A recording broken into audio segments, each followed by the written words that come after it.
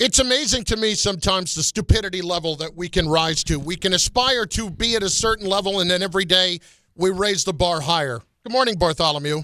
You're surprised? I'm never surprised. I shouldn't be. I don't think we've reached our ceiling yet. Do you know what I'm talking about? I do not. Well, you're about to find out. It's Bart Carlin on ESPN New York and on the ESPN New York app. Bart is with us, and he goes down to Baltimore every year and does an annual food drive. And you're doing down there. First of all, what are you doing down there? You have been so heavily involved in this for so many years. Well, it's the Helping Up mission, and what the initiative for Helping Up mission is, Baltimore used to be the heroin capital of the world. So it's a place that houses about 500 men. They serve 500 men, and they're actually 250 live on property. They give them job training, give them help with substance abuse, help them to try to, to be able to recover from that and get reassimilated back into society. And of late, the last 2 years, they bought another property on the side for women of domestic violence and substance abuse and house them and some of their children. So today we'll have some of the old throwback Ravens that come around. Every once in a while, a young guy come around. C.J. Mosley used to be there repeatedly. I still do it with Ray Rice, who, when I went to the Jets and I couldn't come because, of course, I was a player, he represented me and the charity, and him and his wife still moved back down here from New Rochelle. Mm-hmm. So I'll see old Ray Rizzle again, and we'll continue to try and spread love and try and support these individuals. And this is the 20th year, and I know it's the 20th year because my son is 20. And the first year that we did it, it was only a small church. Wow. And now they own the entire block. That's how much the charity. You can always tell when charities are effective and things are happening by how they grow and how they get support when people realize just the good work that they're doing. Oddly enough, what people don't realize is so many people are prisoners of abuse that we have no idea. When I did my thesis on one of my classes I was doing, I went to one of the methadone clinics that's here in town, and you would be surprised how many lawyers, how many doctors, how many professional people are addicted to heroin. And now, the heroin of the day now is fentanyl.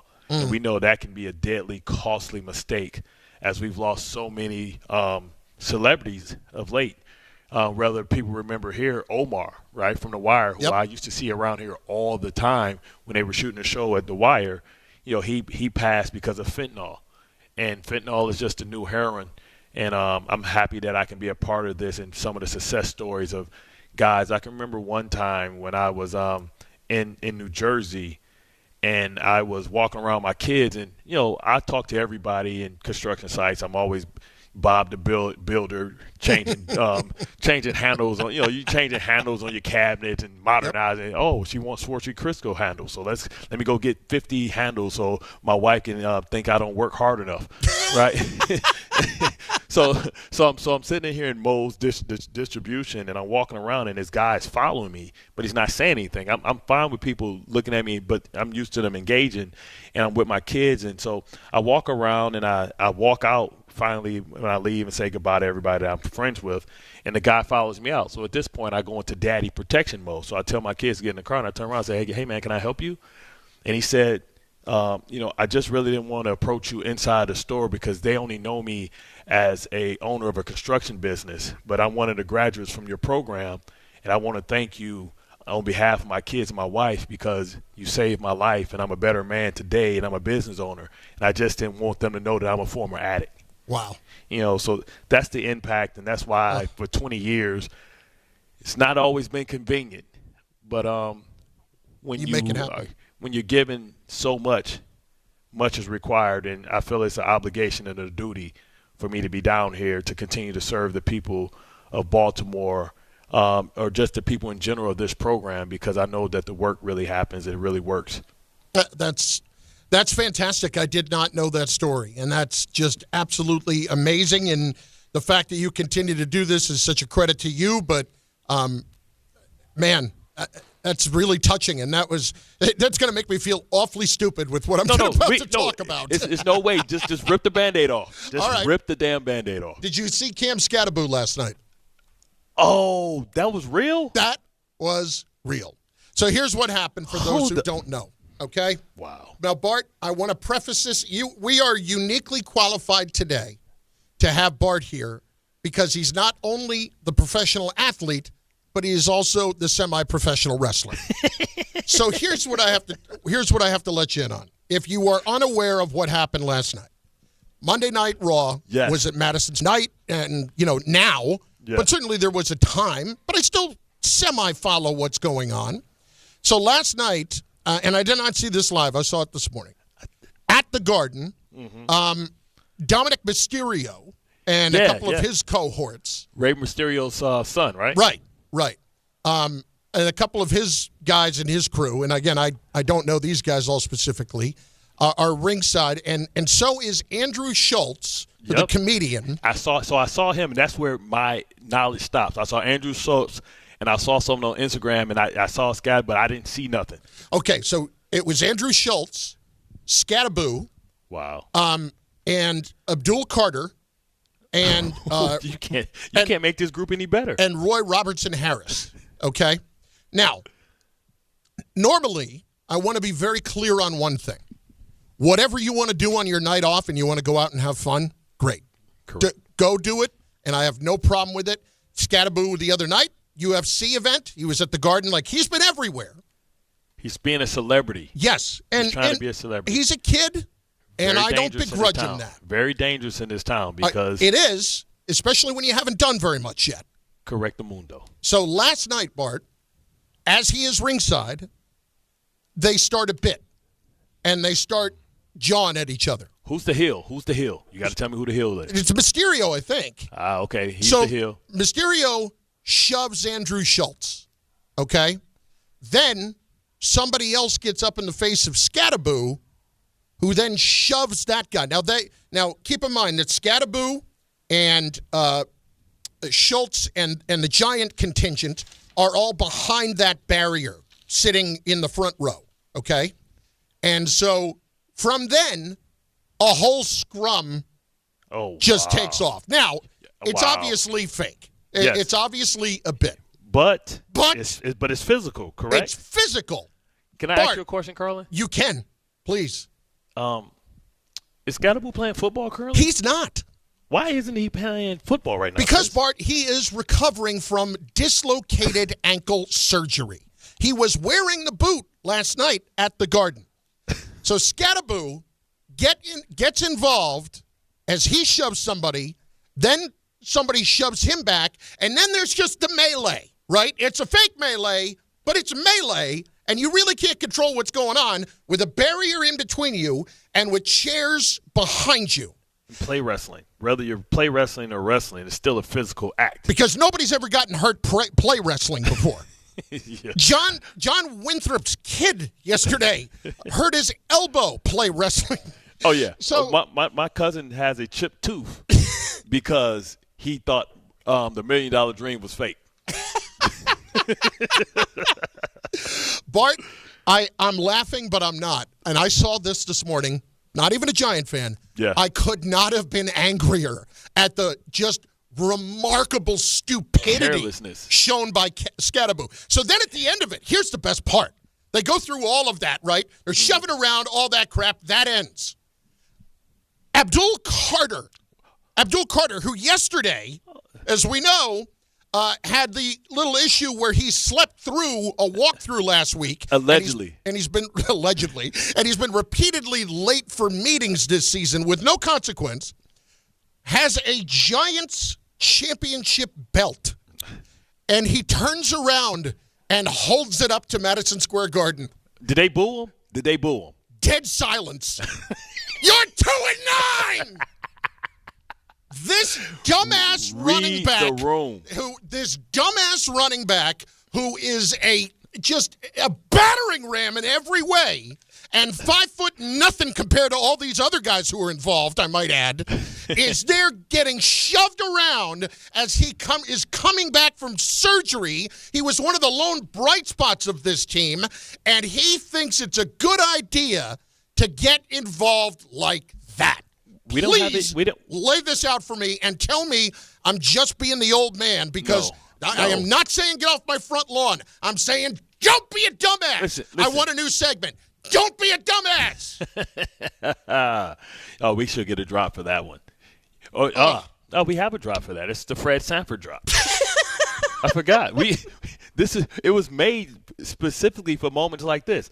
Now, Jalen Carter, if he wants to do that, so be it. Abdul Carter. Yeah, Abdul Carter. Yeah. I don't advise it, but it's not good when reports just came out yesterday. It just broke. Right. Bad timing. Where's Read the room. Because usually you tell the PR people it's some manager that told the WWE that, hey, guess what? We have some Giants coming here. You can heckle them. They got premium seats. You know how like you go to what's the guy that used to smash the watermelons? Gallagher. Yeah. Gallagher would tell you that, hey, you're in the seats that's going to get splashed by watermelon. So you had to make the decision if you wanted to partake. So when you got those seats, they told you, hey, this wrestler, Mysterio, they going through the whole bit. He didn't think he should cross-reference it with the PR guy, with the head like. You don't want to call Pat Hanlon with the Giants? Yeah, you don't want to call Pat and say, hey, Pat, I'm thinking about doing this. What's your opinion? Nope. Nah, see, this is what happened when young people are left by themselves to think. Because if Skattebo would have got injured again or re-injured that, they could void his contract. Yes. Like if he would have got pushed or if he would have got pushed in the melee and stepped on somebody's ankle and rolled his ankle again, even in the boot, and re-hurt it, had to have surgery, they could void his contract.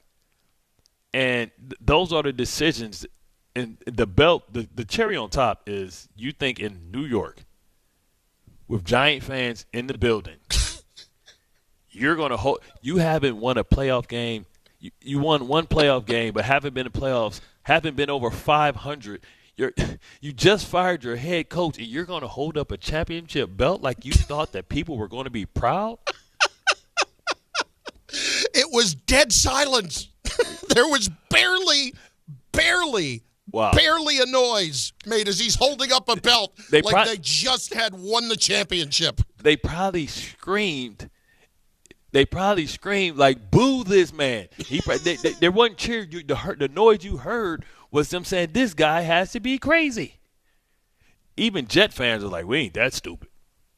Can we just have a moment for a running back who has played, 8 games, 6 games, whatever it is, in his career? Yeah. And Tracy's eating right now, by the way. He ran for over 100.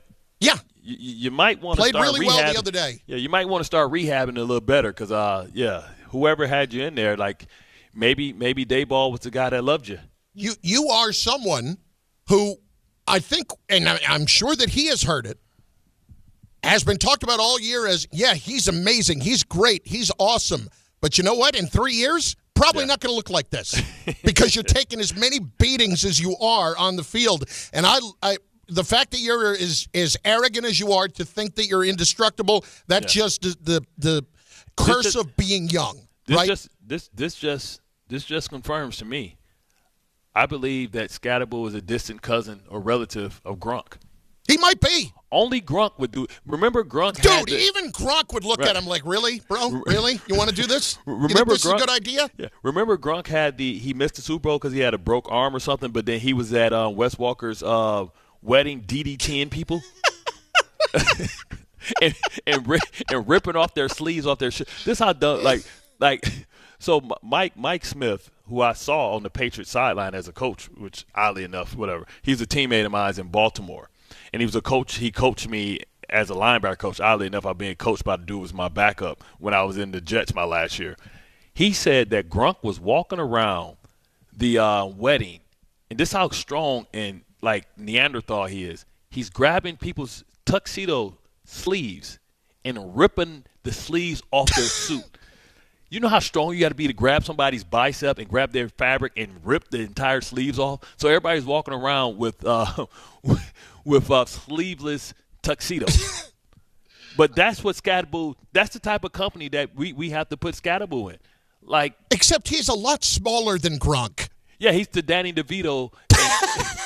He's the Jack Danny DeVito, where he's wearing the Rangers jersey and the big silver and diamond necklace around his neck. He's straight out of Staten Island. Straight out of Staten Island. He could not have fit more.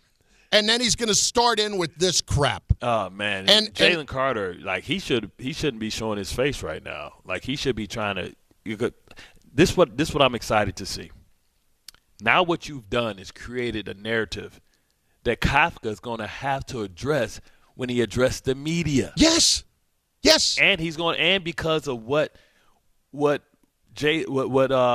Abdul said about the lies and stuff. Yeah, firing back at Dan Duggan, the reporter, and saying, when they're hating you, they make up lies. Yes. Yeah. When the hating stop, the lie, whatever. So now you have a rookie coach that's going to have to answer two questions or multiple questions about a guy that's supposedly sleeping in meetings and a guy that can't even help him win on Sundays. Well, Bart, this is my bigger problem here, okay? Listen. First of all, you want to tell me it's generational? Again, this is not go out and do whatever you want on your off night. Yeah. Bart used to set up off nights for his teammates. It was Bart's fun night, right? Wasn't it Monday night? It's Monday nights at Bart's. Monday nights at Bart's. But if you want to go out, enjoy the town, have an amazing dinner, go sit in the front row at the WWE event, be a celebrity, hey, man, go nuts. That's totally fine, even though you have done jack squat so far. If we're being truthful, zero in your career. You're 2-9, brother. And the other one, who's got a half a sack, wanted LT's number, and he's holding up a championship belt like he just won the whole thing. No, he was willing to settle for Phil Simms. Oh, it was good for him. But all of that aside, it also speaks to me more about what's going on in that building. Yeah. Like you can tell me you that might I have am to, overreacting. You might have to go get Bill. You're right. They might have to get Bill. You can tell me that I am overreacting. You can say anything you want. Here's what I know. Those guys thought it was a good idea. And when it comes to what's going on, it's a week after the head coach got fired. You're not playing. The other guy just slept through meetings. And we're going to go and do this and get involved in the front row as if people are just going to love it and there's not going to be a problem at all. Listen, Carter getting involved, you're healthy. Would I have loved it if he got hurt? Of course not. When you're already hurt. Like, not hurt, surgery hurt. Let me ask you this. What does a player say to that today? Does somebody, when they come back tomorrow after the day off, what do his teammates in a normal locker room say to somebody like that? Oh, I can't wait for them to come in. Yeah. Oh, I can't. I might have on record. You big dummy. But I mean, there's a degree of seriousness in what you're saying, though, right? Yeah, like, bro, that's bad for your brand, unless you're trying to be branded as the dummy. You know what I mean?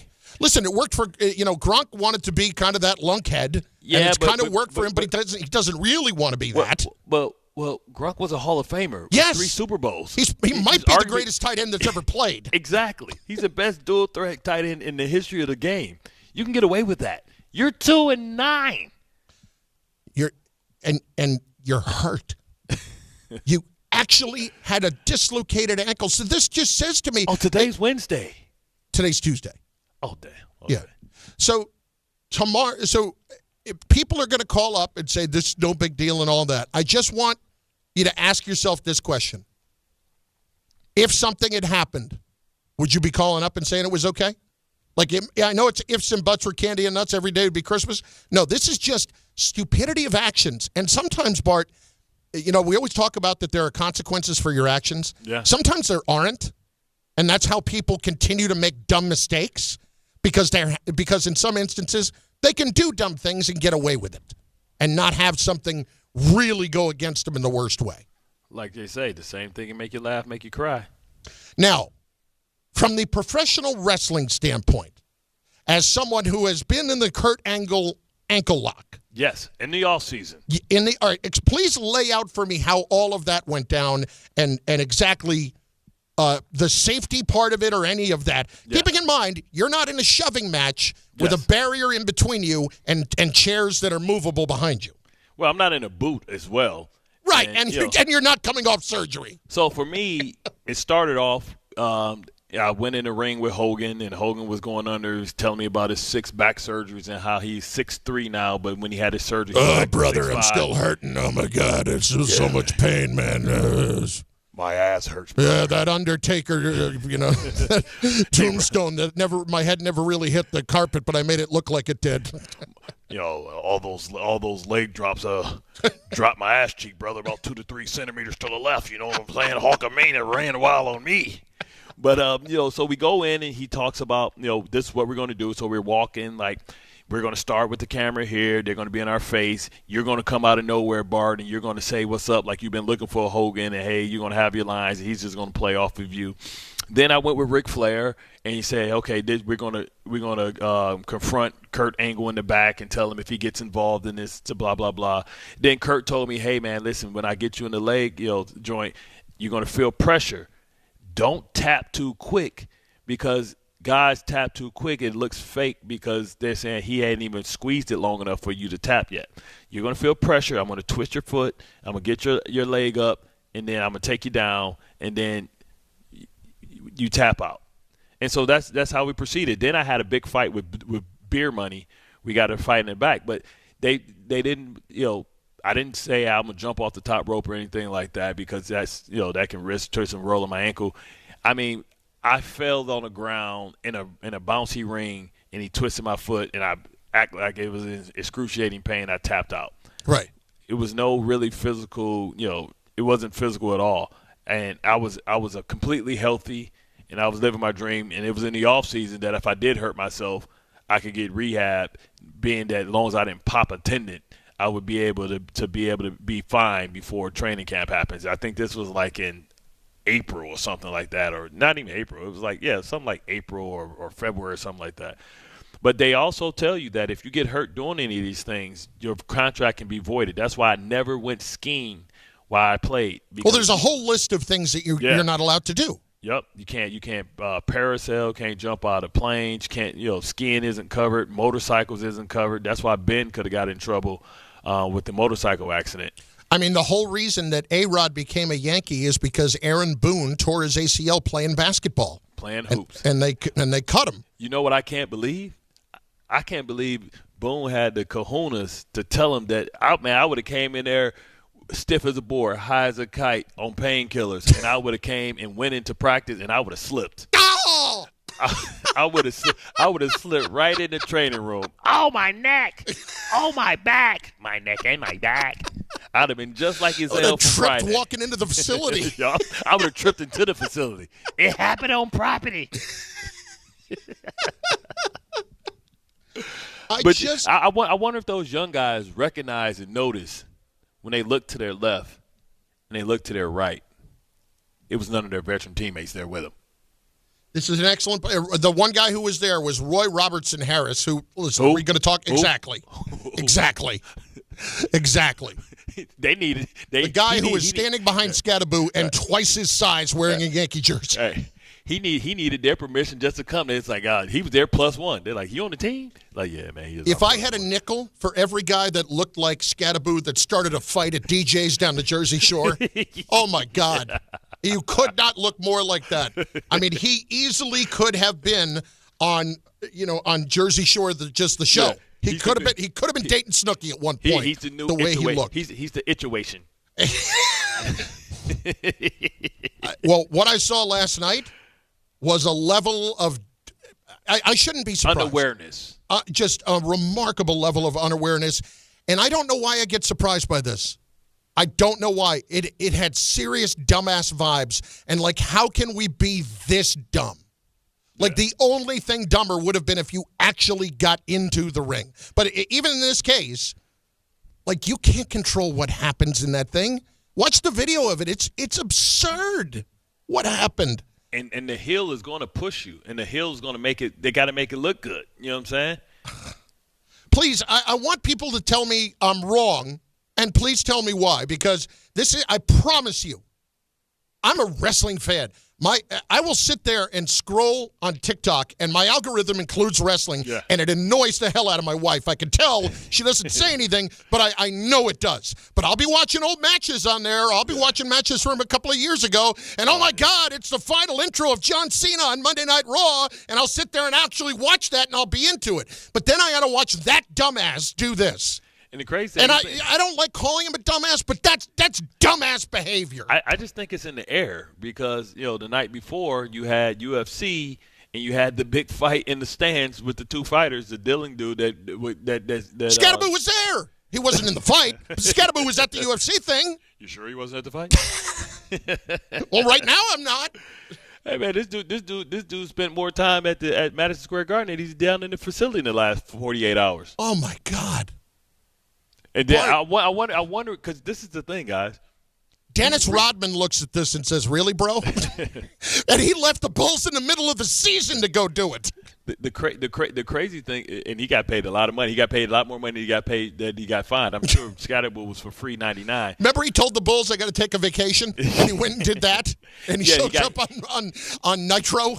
Yeah, he got fined $20,000, but he made $150. Yeah, not so dumb. But even he looks at this and says, maybe think a little bit more about that next time you do it. This is the crazy part. Right now, Skattebo has rehab. So he's in the building today, and they looking like they're probably listening to everything, and they talking. They're like, man, yeah, you trending right now, brother. How about Joe Shane? Is he going to get down and talk to him? Like, who talks to him today? You fired the coach last week. Yeah, you I'm sure the head coach will have a word. I'm sure Kafka will have a word or two with him. Yeah. But who talks to him today? Because this is the thing. This is the thing. When you know you messed up, it's like when you wait for the school to call you. You know what I'm saying? But here's what I really want to know, Bart. Does he know he messed up? Will he know that he messed up? Well, I think he's going to know when he walks in, and the first thing the people in the training room says, like, hey, Shane said, come holler at him. Yeah. Because that's what happened. Because listen, nobody's in the building today because this is their off day.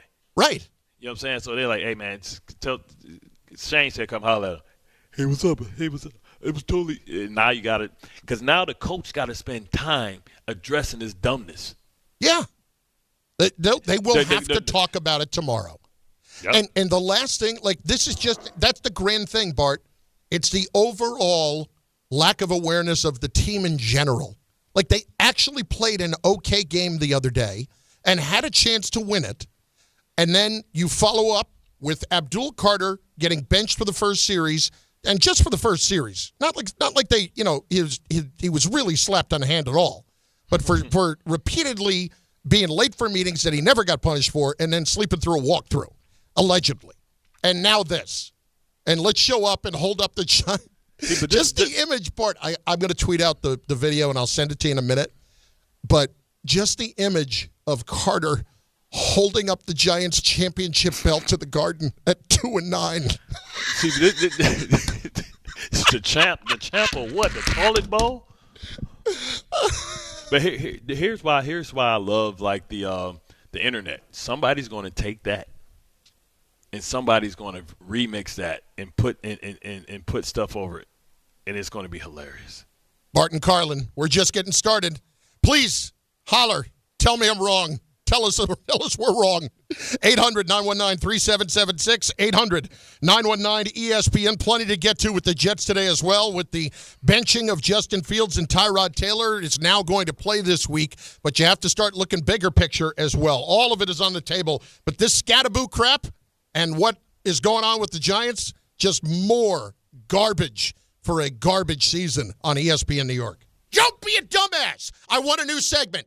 Don't be a dumbass. The Hess truck's back and it's better than ever. Roaring engines this year. Hess race cars are here. The Hess stock car racers are loaded with lights, sounds, and a powerful racing motor. Only at HessToyTruck.com. Free shipping and batteries included. In New Jersey, delays on the New Jersey Turnpike northbound car lanes up toward exit 13A with a crash still being cleared from at least one lane. You got the Lincoln and Holland tunnels and George Washington Bridge all with a 15 to 20 minute backup. Delays on the Verrazano Bridge eastbound to Brooklyn upper level very slow with a crash being cleared away. Inbound Gowanus BQE combo then slow from around Bay Ridge all the way up toward the Brooklyn Bridge, and the Bell Parkway delays both ways by the Verrazano out toward Bay 8th Street with construction work. We've got delays eastbound on the Belt with a crash on the ramp at the Southern State Parkway and delays northbound side up by the Bayside Marina. I'm Bob Williams on 880 ESPN New York. Listen up, New York. It's football season, and you should be out there enjoying every play, every tailgate, every moment. But if you're dealing with neck pain, back pain, joint pain, or sciatica, even getting off the couch can feel like a challenge. That's where Dr. Jay Shaw at Sandwell Pain comes in. He's one of New Jersey's top pain specialists, Ivy League trained, double board certified, and dedicated to getting you back in the game. Here's the difference. No surgery, no scars, no long recovery, no pain medication. Just precise, non-surgical, image-guided procedures that get real results. Dr. Shaw treats everything from neck pain, back pain, migraines, nerve pain, and chronic joint pain. And he builds a custom game plan that's right for you. Same-day or next-day appointments are available with offices in Woodbridge, Livingston, and Inglewood. And yes, most major insurances are accepted. So don't let pain keep you on the sidelines this season. Go to SandwellPain.com to call, text, or book online. Relief is closer than you think, and it starts today. At the 5-yard line, handoff Brees Hall, finds a crease, runs left, he's into the end zone for a Jet touchdown. Jets fans, clear the runway and be at MetLife Stadium for Week 13 as your New York Jets take on the Atlanta Falcons. Sunday, November 30th at 1 p.m., presented by New Jersey Lottery. Join us as we celebrate First Responders Day. Don't miss your chance to be at the game. Lock in your seats now at nyjets.com/tickets. Once again, that's nyjets.com/tickets. This is Rick Brunson, the assistant coach from the New York Knicks. I'll be driving to our games this season in style in my new Jeep Gladiator from Princeton Jeep. My friends at Princeton Jeep gave me all-star treatment, and you can expect the same thing. Just mention I sent you, and they'll treat you like family. Princeton Jeep has tons of inventory and great deals on new vehicles. Visit Princeton Jeep at 1045 State Road in Princeton, New Jersey, or online at PrincetonJeeps.com and tell them Rick Brunson sent you.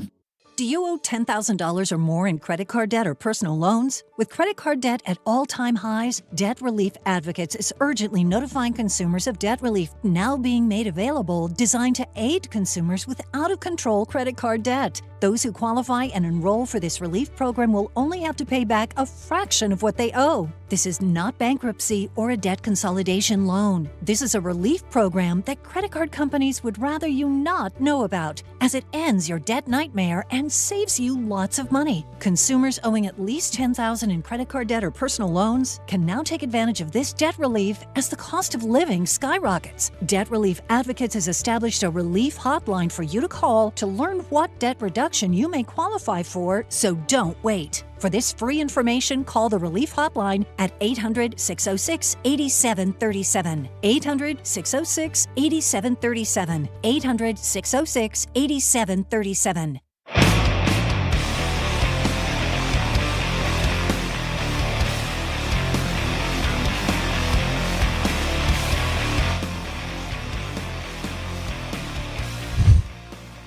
Bart Carlin, ESPN New York, 800-919-3776. I'm really blown away that this happened and that some people are annoyed by it. But can you just imagine for a moment, what exactly would be happening today if the dude actually re-injured himself? If he actually got shoved back and that happened. Like, you can sit here and say, well, nothing happened, it's no big deal. I'll tell you what, you would be so angry if it meant that it was going to have to go back and do anything in a surgery or hurt something else. We have all hurt ourselves doing less than that. We have all done that. And screaming and yelling about it this morning, people are upset with me for it. Honestly. This is not about doing whatever you want to do with your night off. If I was Cam Skattebo, I'd want to be out there having fun too. I might think a little bit better of it considering, I haven't done jack yet. if we're really being truthful. Nothing. But, okay, you got a chance to be a bit of a celebrity? Hey, you strike while the iron's hot. You get out there, you have fun, you show up on camera. That's great. You sit front row at the Knick game. You sit front row at the UFC. You sit front row at WWE. Do whatever you want. But to get involved in a bit with a bad ankle? What are you doing? What are you doing? And Abdul Carter holds up a belt at 2-9. Wow. Dude wanted to wear number 56. What a flat-out embarrassment across the board.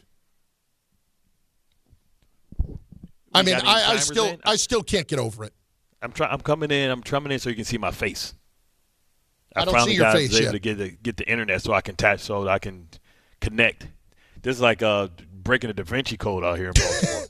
Let's get into some of the calls because they're coming in on this, and some think that this is, we're making too much of this, including Jay, who is up first, listening on ESPN New York, the app. What's up, Jay? What's up? So first, I would say it's the most fun I've seen watching a Giant player this year. Make any kind of contact? I can understand that. Yeah. I don't think you're all the way wrong. I won't go dumbass. I'll go frat boy, and I'm not surprised that a guy. I can pretty much put the two in the same sentence, and I'll be comfortable with that. Yeah. So if he was frat boy, would this be Revenge of the Nerds, and he would be ogre? Yeah, he's of that ilk. What I will say is just 2 quick points.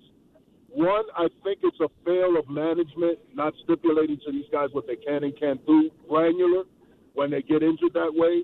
And 2, just more so knowing wrestling and Bart's story kind of attests to it. It's highly choreographed, and I think they take into account that the man is compromised physically. Watch that. Watch it again, man. I understand it's highly choreographed, but that was not in the ring choreographed. That was, we've got a barrier between us. We've got all these movable chairs behind you, and a bunch of guys between the wrestlers and the football players who are big dudes all around one guy that ain't that big. No, you're not all the way wrong. What I will say is you got to protect guys from themselves sometime, and I think management should do more of a better job speaking to these guys and putting things in their contract as to what they can and can't do. But I don't think you're all the way wrong. Here's the thing, though, right? It's not that he couldn't do it. It's that because he's compromised. This is a nuanced situation, and I guarantee you, when they did this is what happens. A lot of guys have managers, and they have handlers that are responsible, especially now, for their fame, right? So, right. This is the people that handle all the marketing stuff and the opportunities. Correct. So somebody came to their marketing people, but this lets you know that your marketing people aren't great decision makers because they okayed him being involved in this, which isn't great for his brand. Unless you say that we're talking about Skattebo today and we wouldn't have been talking about him any other time because of what Porter did, or Tracy. Why I keep calling this dude Tracy Porter? I don't know. It sticks in your head. His name's Tyrone Tracy Porter. It happens. We all have those kinds of Tracy things. Porter is like, because I played against Tracy Porter. Right. The corner from the Saints. Yeah, but it's just bad decision making, right? And if you want to be a celebrity, it's easy to be a celebrity in this town, but the quickest way to become a celebrity in this town is by winning. And being able to you can be braggadocious, you can it's been a lot of guys that's did a lot of different ways, right? There's guys that have done it by being quiet, like Ryan Corbett, just kind of went around his work and being like the workman-like guy. And that's what people thought Skattebo was, even though he's a outwardly vocal person, you know what I mean?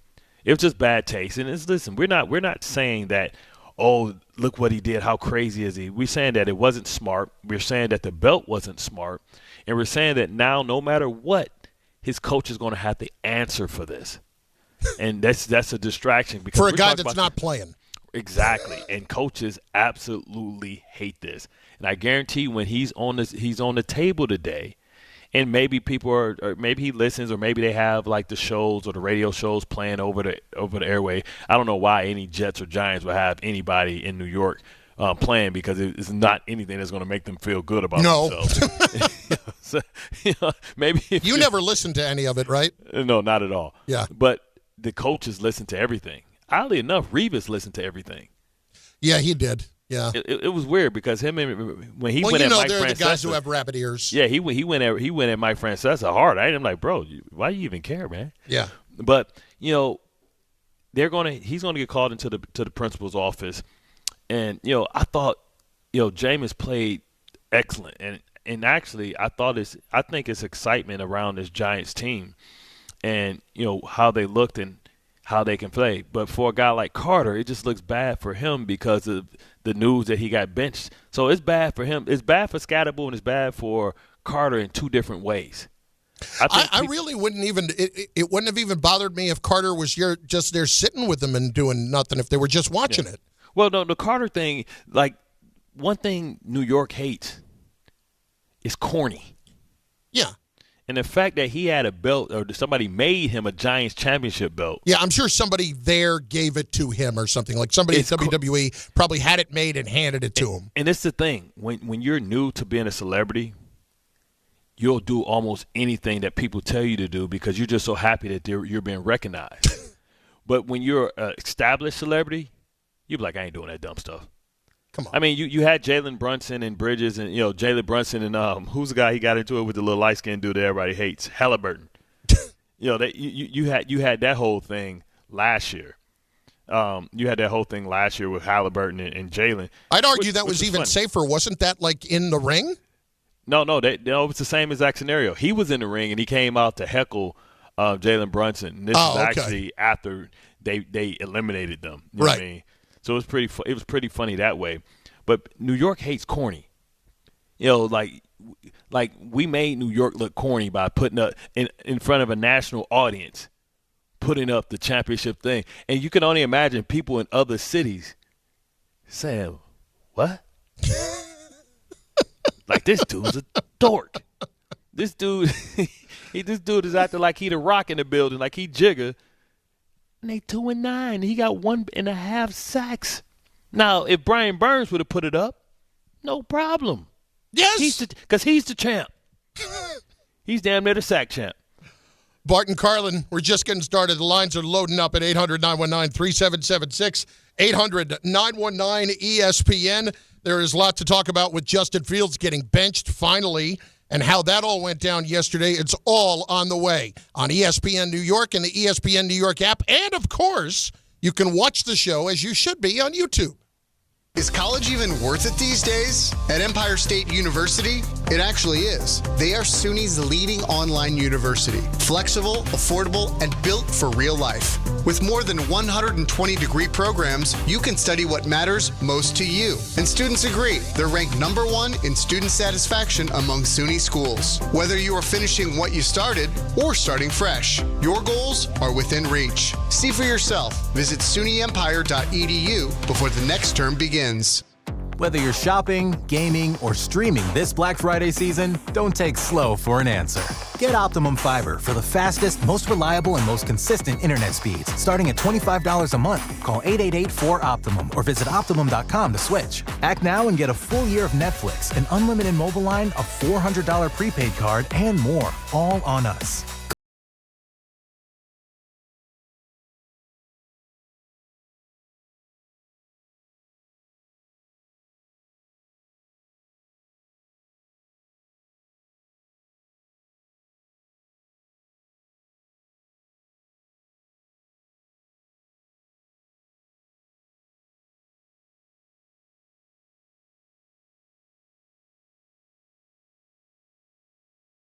It's never ordinary at Bet365. Gambling problem? Call 1-800-GAMBLER. 21 plus only. Must be physically located in New Jersey. T&Cs apply. In-app only.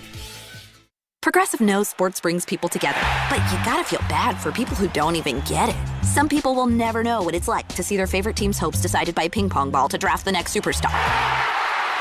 Or not. I mean, sure, it's silly for your happiness to hinge on the success of a 20-year-old entry-level employee, but you just can't help yourself. The stress is exhilarating. Progressive can't bring people together like the draft, but we can bring your home and auto insurance together with a bundle. So switch and see if you could save hundreds. Progressive Casualty Insurance Company, affiliates, and other insurers not available in all states or situations.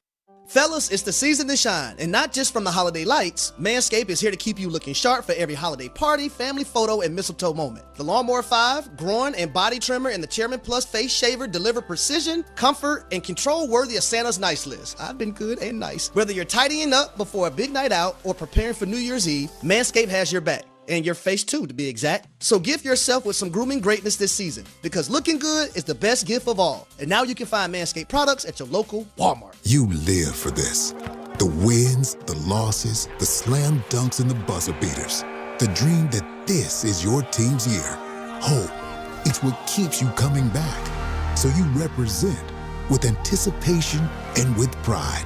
Because when everything's on the line, your support means everything. That's why the NBA Store is here to support you. Check out the largest selection of official NBA gear at NBAstore.com. A Fanatics experience. We need your help. We need money for research. It may not save my life. It may save someone you love. Because of all the donations, mine is one of the lives that's been saved. Donating would help get better treatment so more kids can survive. Our mom is cancer-free. Don't give up. Don't ever give up. To donate, go to v.org/donate. Mornings with DiPietro and Rothenberg. This whole idea that Joe Shane is just safe, and you have nothing to worry about is apparently not true. He's going to do the due diligence. All right, here's a folder on him and a folder on him and a folder on him. They will determine who they want based off of his information. He is hardly safe. Not that he won't be back, but it's not a slam dunk that he will be back.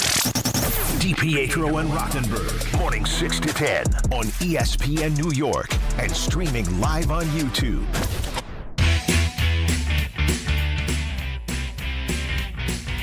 Bart Carlin, ESPN New York. Harry Douglas joining us at the top of the hour.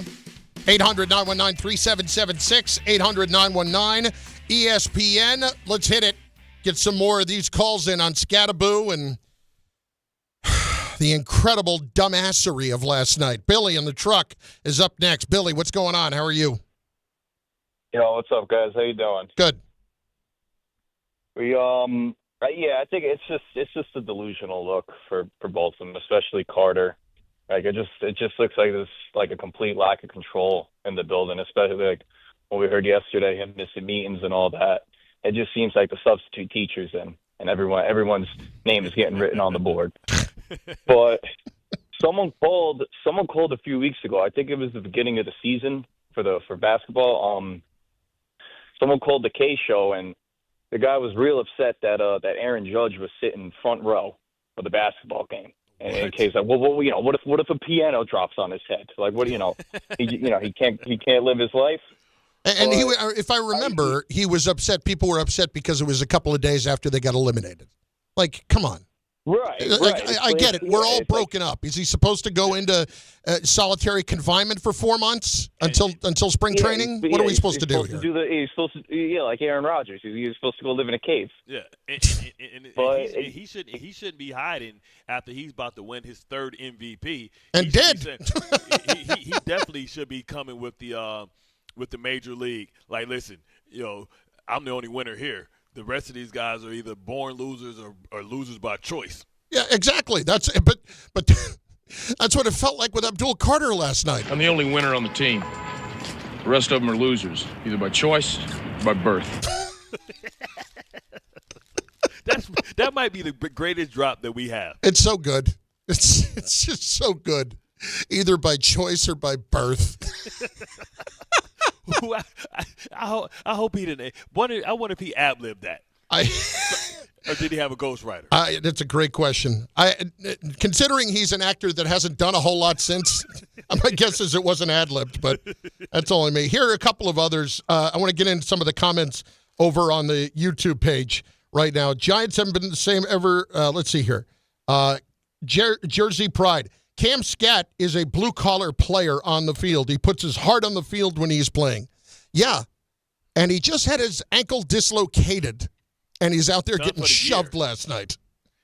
And I think it was pretty bad, too. It wasn't just like it's subluxation. It was turned left. The ankle was turned. The foot was turned perpendicular to the leg. Look like the greater than sign. Yes, exactly. But what I'm saying is, I think that it was ligament damage. I think it was pretty bad. I think it was ligament damage. Maybe he has pins and stuff in it, and that can be dangerous. Johnny Blaze, everybody does some stupid things. Give the kid a pass. Hopefully he can become and do. He can learn and do good things from it. All right, that's fine. Yeah, but the thing is, if we don't tell him, and if this doesn't hurt so bad, if we don't get on his ass, he'll repeat it. You know what I'm saying? Sometimes you gotta let it. You gotta teach him a big lesson by burying his ass. Like you want him to turn his mentions off today. He shouldn't go anywhere near social media today. He shouldn't go anywhere near it. And you're right. I want to know exactly what that looks like when he walks in the building and hey, Skip wants to see you.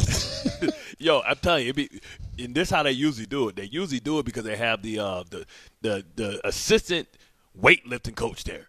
And like, is he like the Turk? And he just all of a sudden you see him soon as you walk in, and he ain't usually here because what they do is they be like, hey, he usually gets here at this time. I want you to stand at the door. Don't let him go into there and start this treatment because I got meetings. I got to deal with all this crap. Send his ass right upstairs. Soon as you walk in, he's like, yo, hey, what's up, man? Like, yeah, Shane said come upstairs. Oh, damn. Tessa can't be pleased about this. She's with us. Hello, Tessa. Oh, this is Hey, 2 guys, days in a row, thanks Tessa. so much.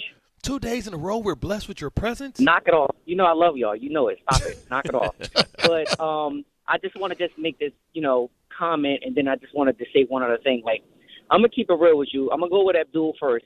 Like, I feel like you're like cornball. This is cornball bum behavior. And I feel like the season so far, I'm not saying that's what you are. I think you'll be great. You've been playing like Sloth from the Goonies. You understand what I'm saying? Like, wake up and speed up. How dare you roll that man with that belt up? How exactly? That's how he's playing. When he be missing schemes, when he be dropping in coverage and doing a bad job, he like, hey, you guys, my bad. No, stop it. Knock it off. You should have just sat there, waved to the camera, smiled, and kept it moving.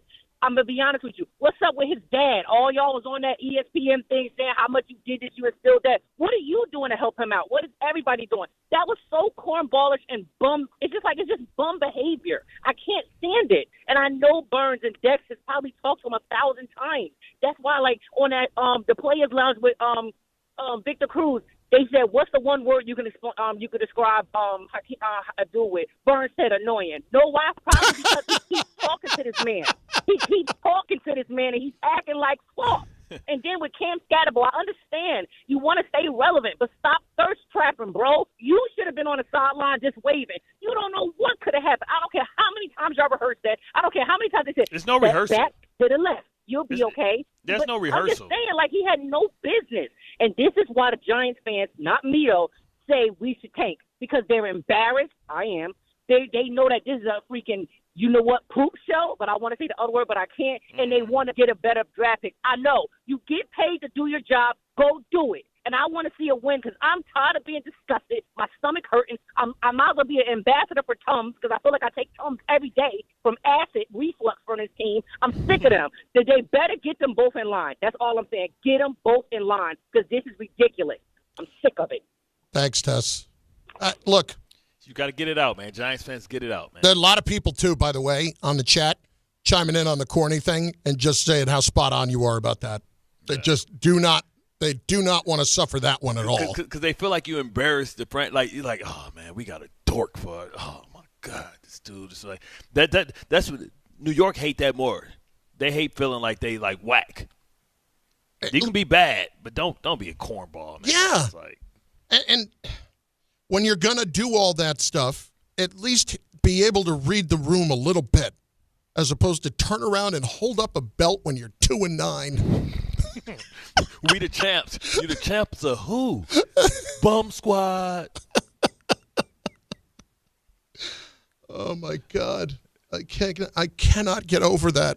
It's amazing to me that we thought this was a good idea. Jason in Manhattan is next on ESPN New York. Jason, what's going on? Hey, guys. How are you? Good. How are you? The corniest thing about this, I'm good. The corniest thing about this whole thing, if you rewatch the show, they show the Philadelphia Eagles players with their championship rings right before they show the Giants They were there, players. too? They were at the Garden? I'm not sure which Philadelphia Eagles players were there, but if you rewatch the clip. No. I'm talking about they were at the show from last night, you're saying. Correct. Oh. They show the Eagles players. They hold up their 2 championship rings, which I believe they won last year, correct? Yes, they did. And then you go and hold up this championship belt like you did anything. Like, that's embarrassing beyond belief. And they put up their championship rings in the Garden. And this is the thing that the Giants pretty don't know, that somebody set that up. That they wrote that into the script, like, hey, we gonna show them with their rings. Get him a little belt. Let's just make up a little weak ass championship belt that don't really mean nothing, and then let's have him put his championship, his Giants belt versus real rings because they actually won something. They threw that together with Scotch tape yesterday afternoon. It was the one we used to get from Christmas, the plastic one that folded that didn't even snap. Yeah, I had to. Here's how embarrassed I am about that. I had the Intercontinental Championship one once, and it was too small. So you had to put over so your I had shoulder. to put like a bungee cord on the back so I could wear the belt. like mama, this one too small. But that's the biggest one they make. All right, you didn't know how to say that, mama. It was true though. You could have said, "Hey, we just got a special order yours." They only had the medium. A special order just for you, Roy and Patterson. They weren't selling it in the Husky department. Roy, what's going on? Hey, good morning, guys. Good morning. I don't know. I'm assuming that you guys had an opportunity to look at that game last night, and the LA Raiders fired Antonio Pierce after, 16, 20 games or what have you. Yeah. It didn't make any sense. They would put in a retread, Pete Carroll, and the LA Raiders look absolutely horrible. Vegas. What is he got screwed. Wherever they were, the Raiders stunk. Yeah, the Raiders stunk, but Pierce had no quarterback and no offensive line, and he brought in Gino, and they're even worse. They're going to win less games than Antonio did. Yeah. My thoughts to you are, would Antonio be able to go ahead and work as the head coach for the Giants, knowing full well that the Giants have never had a full-time or hired black head coach? And they never. His last comment was they never had a black head coach. Tom, the man tried to cut him off. Before No, that was me. That was my fat finger by accident. No, he was saying that they've never had a black head coach. Do you think that would hold them back? But here's the problem with Pierce. He didn't have success. You understand what I'm saying? Like he was the interim coach, and then they gave him the job. He didn't have success, and this goes back to a conversation that the other caller had earlier this week when he talked about, when you talk about the lack of African American coaches, and most of them being defensive players, and that's the same issue that Flores is going to have as well. Okay, here's the problem with it though. Okay, you could say that Pierce didn't have success. You could say that Gerard Mayo didn't have success. They didn't have a chance to have success. Right. Like, you didn't give them an opportunity to go have success. You had a rookie quarterback at one position. Like, how? I understand that Vrabel's a very good coach. I'm not. That's no problem. But my problem is that the opportunities have to be equal in terms of the chance they got. Correct. Yeah, because Vrabel was able to spend a record amount of money, $150 million. It was like, they spent more money than anybody in the league, and Mayo wasn't afforded to be able to spend any of that money. Bart, if they wanted to talk to Antonio Pierce, I would have no problem with that.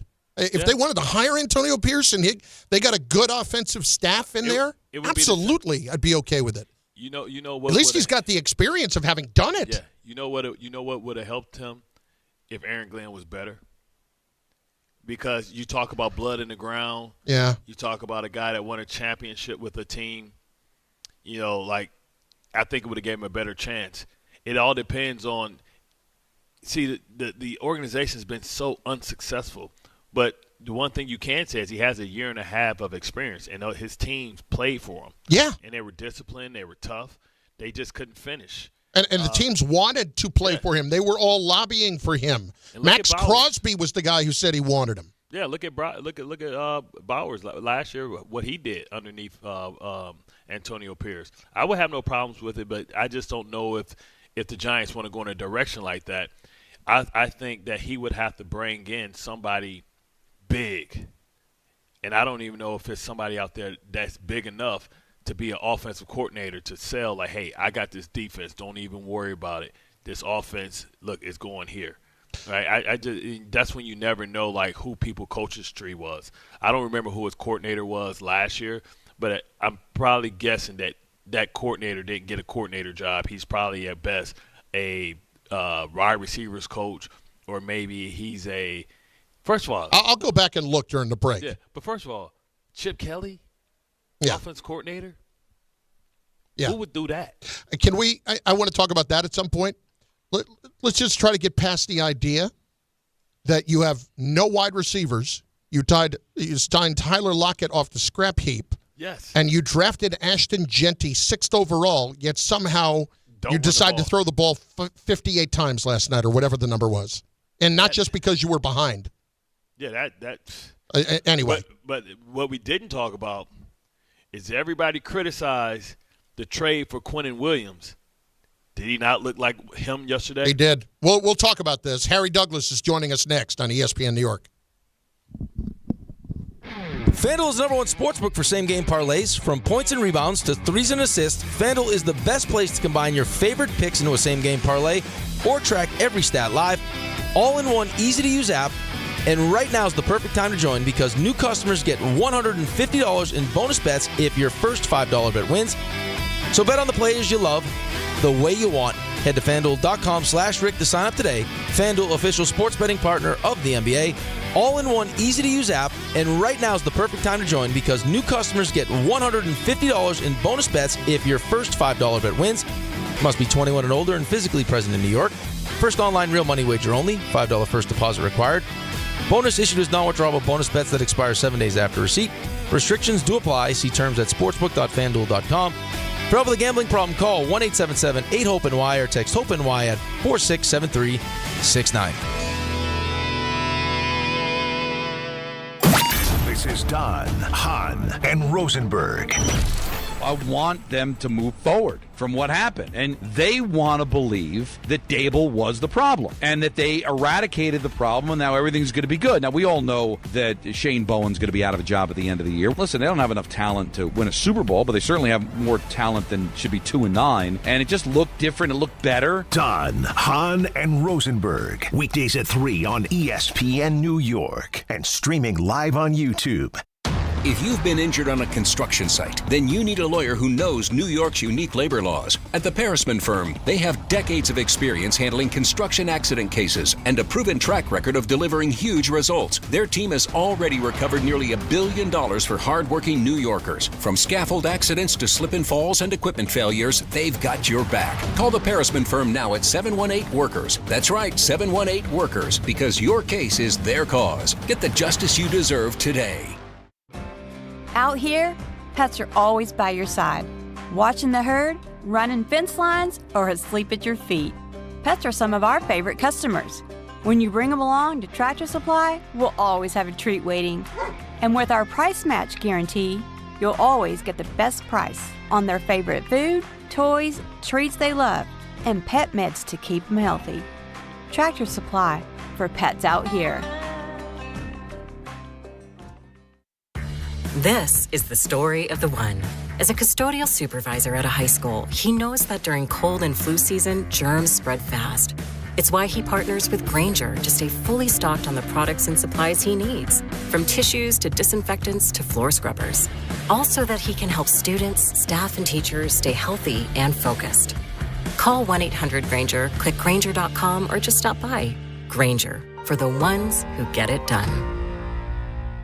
880 ESPN, WHSQ, and WCBS-FM HD2, New York. A Good Karma Brands radio station.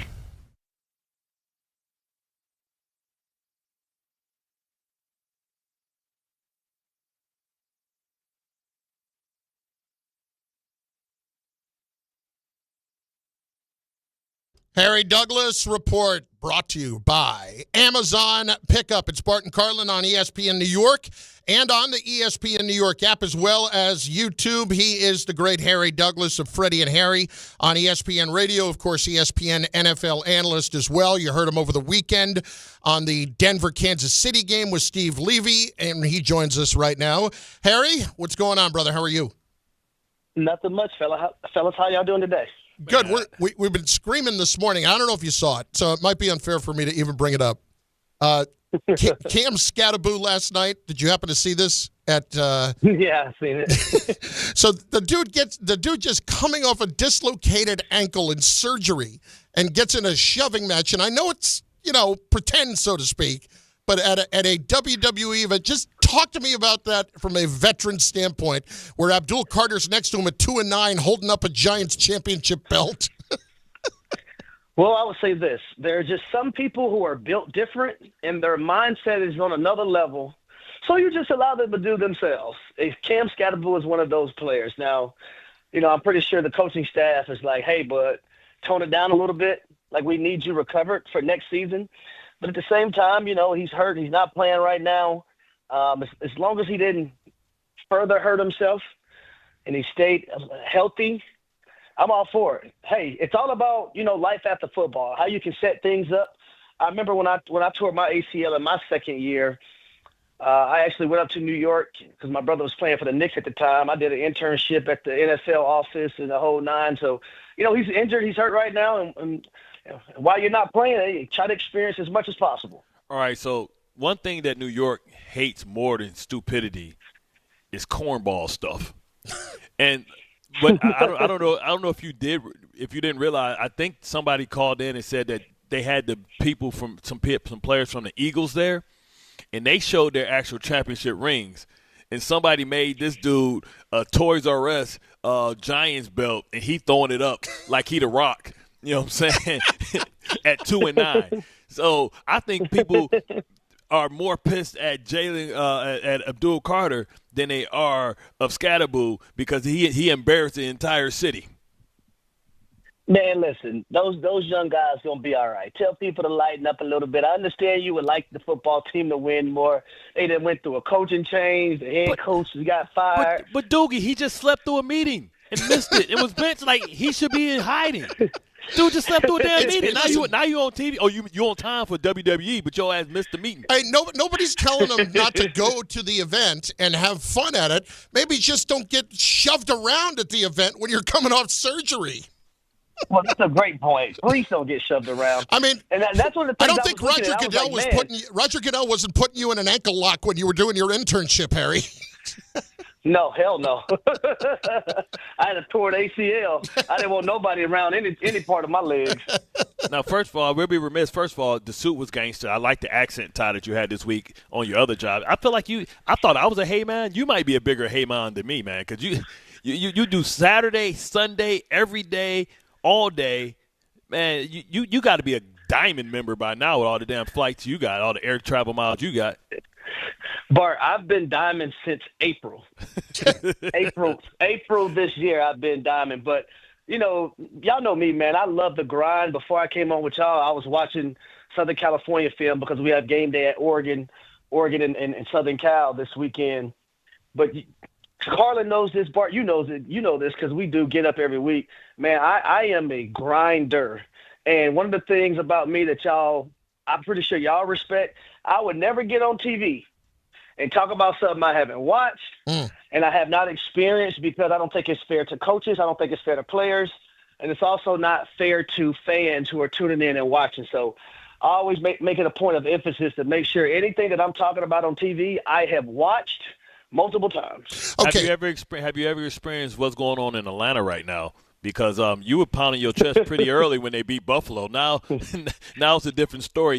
You're right back. Every time you try and leave me, I bring you right back in. Kirk Cousins, here you come. I was hoping you didn't bring that up, Bart. Were you wearing a Spider-Man mask yesterday on the show? Yeah, because I didn't want anybody to see my damn face. But it wasn't just any Spider-Man. It was Uncle Spider-Man because I had the cane goal on it with it, too. I'm in my 40s now. I'm 41, so it was Uncle Spider-Man. I got to go to that multiverse.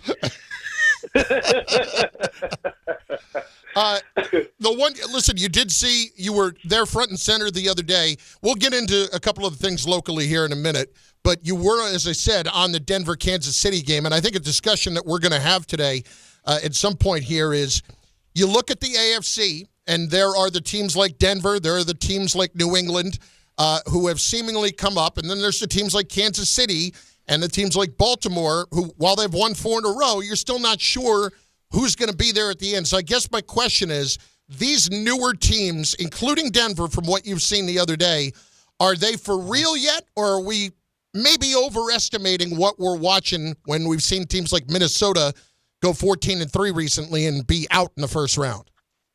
So the thing about the Denver Broncos, and I'll start with them because they're the number one team in the AFC right now, their defense is legit. Those guys, when you're missing your leading tackler, Alex Singleton, who's 5th in the NFL in tackles prior to this weekend, when you're missing your MVP, defensive that is, and Patrick Surtain II, and you still find a way to be dominant on defense and stop Patrick Mahomes and that electrifying offense, then that lets me know that you're legit, you're real. Offensively, I think the question has been so far this season, what's their identity, right? Can they be consistent? And up until this game that they played versus the Kansas City Chiefs, you'll see them good at some times, you'll see them bad. But the thing that has been consistent with them, not in a good way, was the slow starts. And we always seen these comebacks from Bo Nix in the fourth quarter. Well, the offense didn't start off great, but when that second half hit, man, they really turned the switch. And I thought Sean Payton, as a play caller, he really got in the rhythm and he really played towards Bo Nix's strengths. So going forward, if you can do that, be more consistent offensively, then yes, the Denver Broncos can be a real team. When I look at the Indianapolis Colts, they're balanced across the board. They can run it. They have the league's leading rusher. They can throw it. They have 3 wide receivers. They have a tight end. They have the O-line. Now, defensively, you know, they made the trade for Sauce Gardner. I know you guys know all about that, him coming from the Jets. Can they get enough stops? Because let's not act like just in, Germany that they didn't have to win a game versus the Atlanta Falcons in overtime. And the Falcons gave them everything they could handle, but a few breakdowns here and there allow Indy to win that ball game. But I think our newcomers that we do have, man, these are legit teams. And, whenever you have these quarterbacks that can orchestrate and be at the forefront of things, and if those guys are playing well, they're going to have an opportunity and a chance. But we all know playoff football is different from regular season football. Yeah. I want to see how all these guys are going to be when it comes to playoff football. Because we talk about the Baltimore Ravens, we talk about the Chiefs, and if both of those teams have an opportunity to make it to the playoffs, I just can't see anybody picking any of those newcomer teams over these teams that have been there and done it consistently over and over again. Yeah, you just never know. Like, you take a talented team that, had misfortune in Baltimore, a lot of injuries, and then you put a chip on their shoulder. This may be just right for them to go on the road and be able to beat or play a team like that. But, Harry, you got a very unique perspective that maybe a lot of us, a lot of players don't have, is when you got in the league, it was dominated by, Sean Payton and the and Drew Brees. But you guys were able to MVP season by Matt Ryan, great drafts.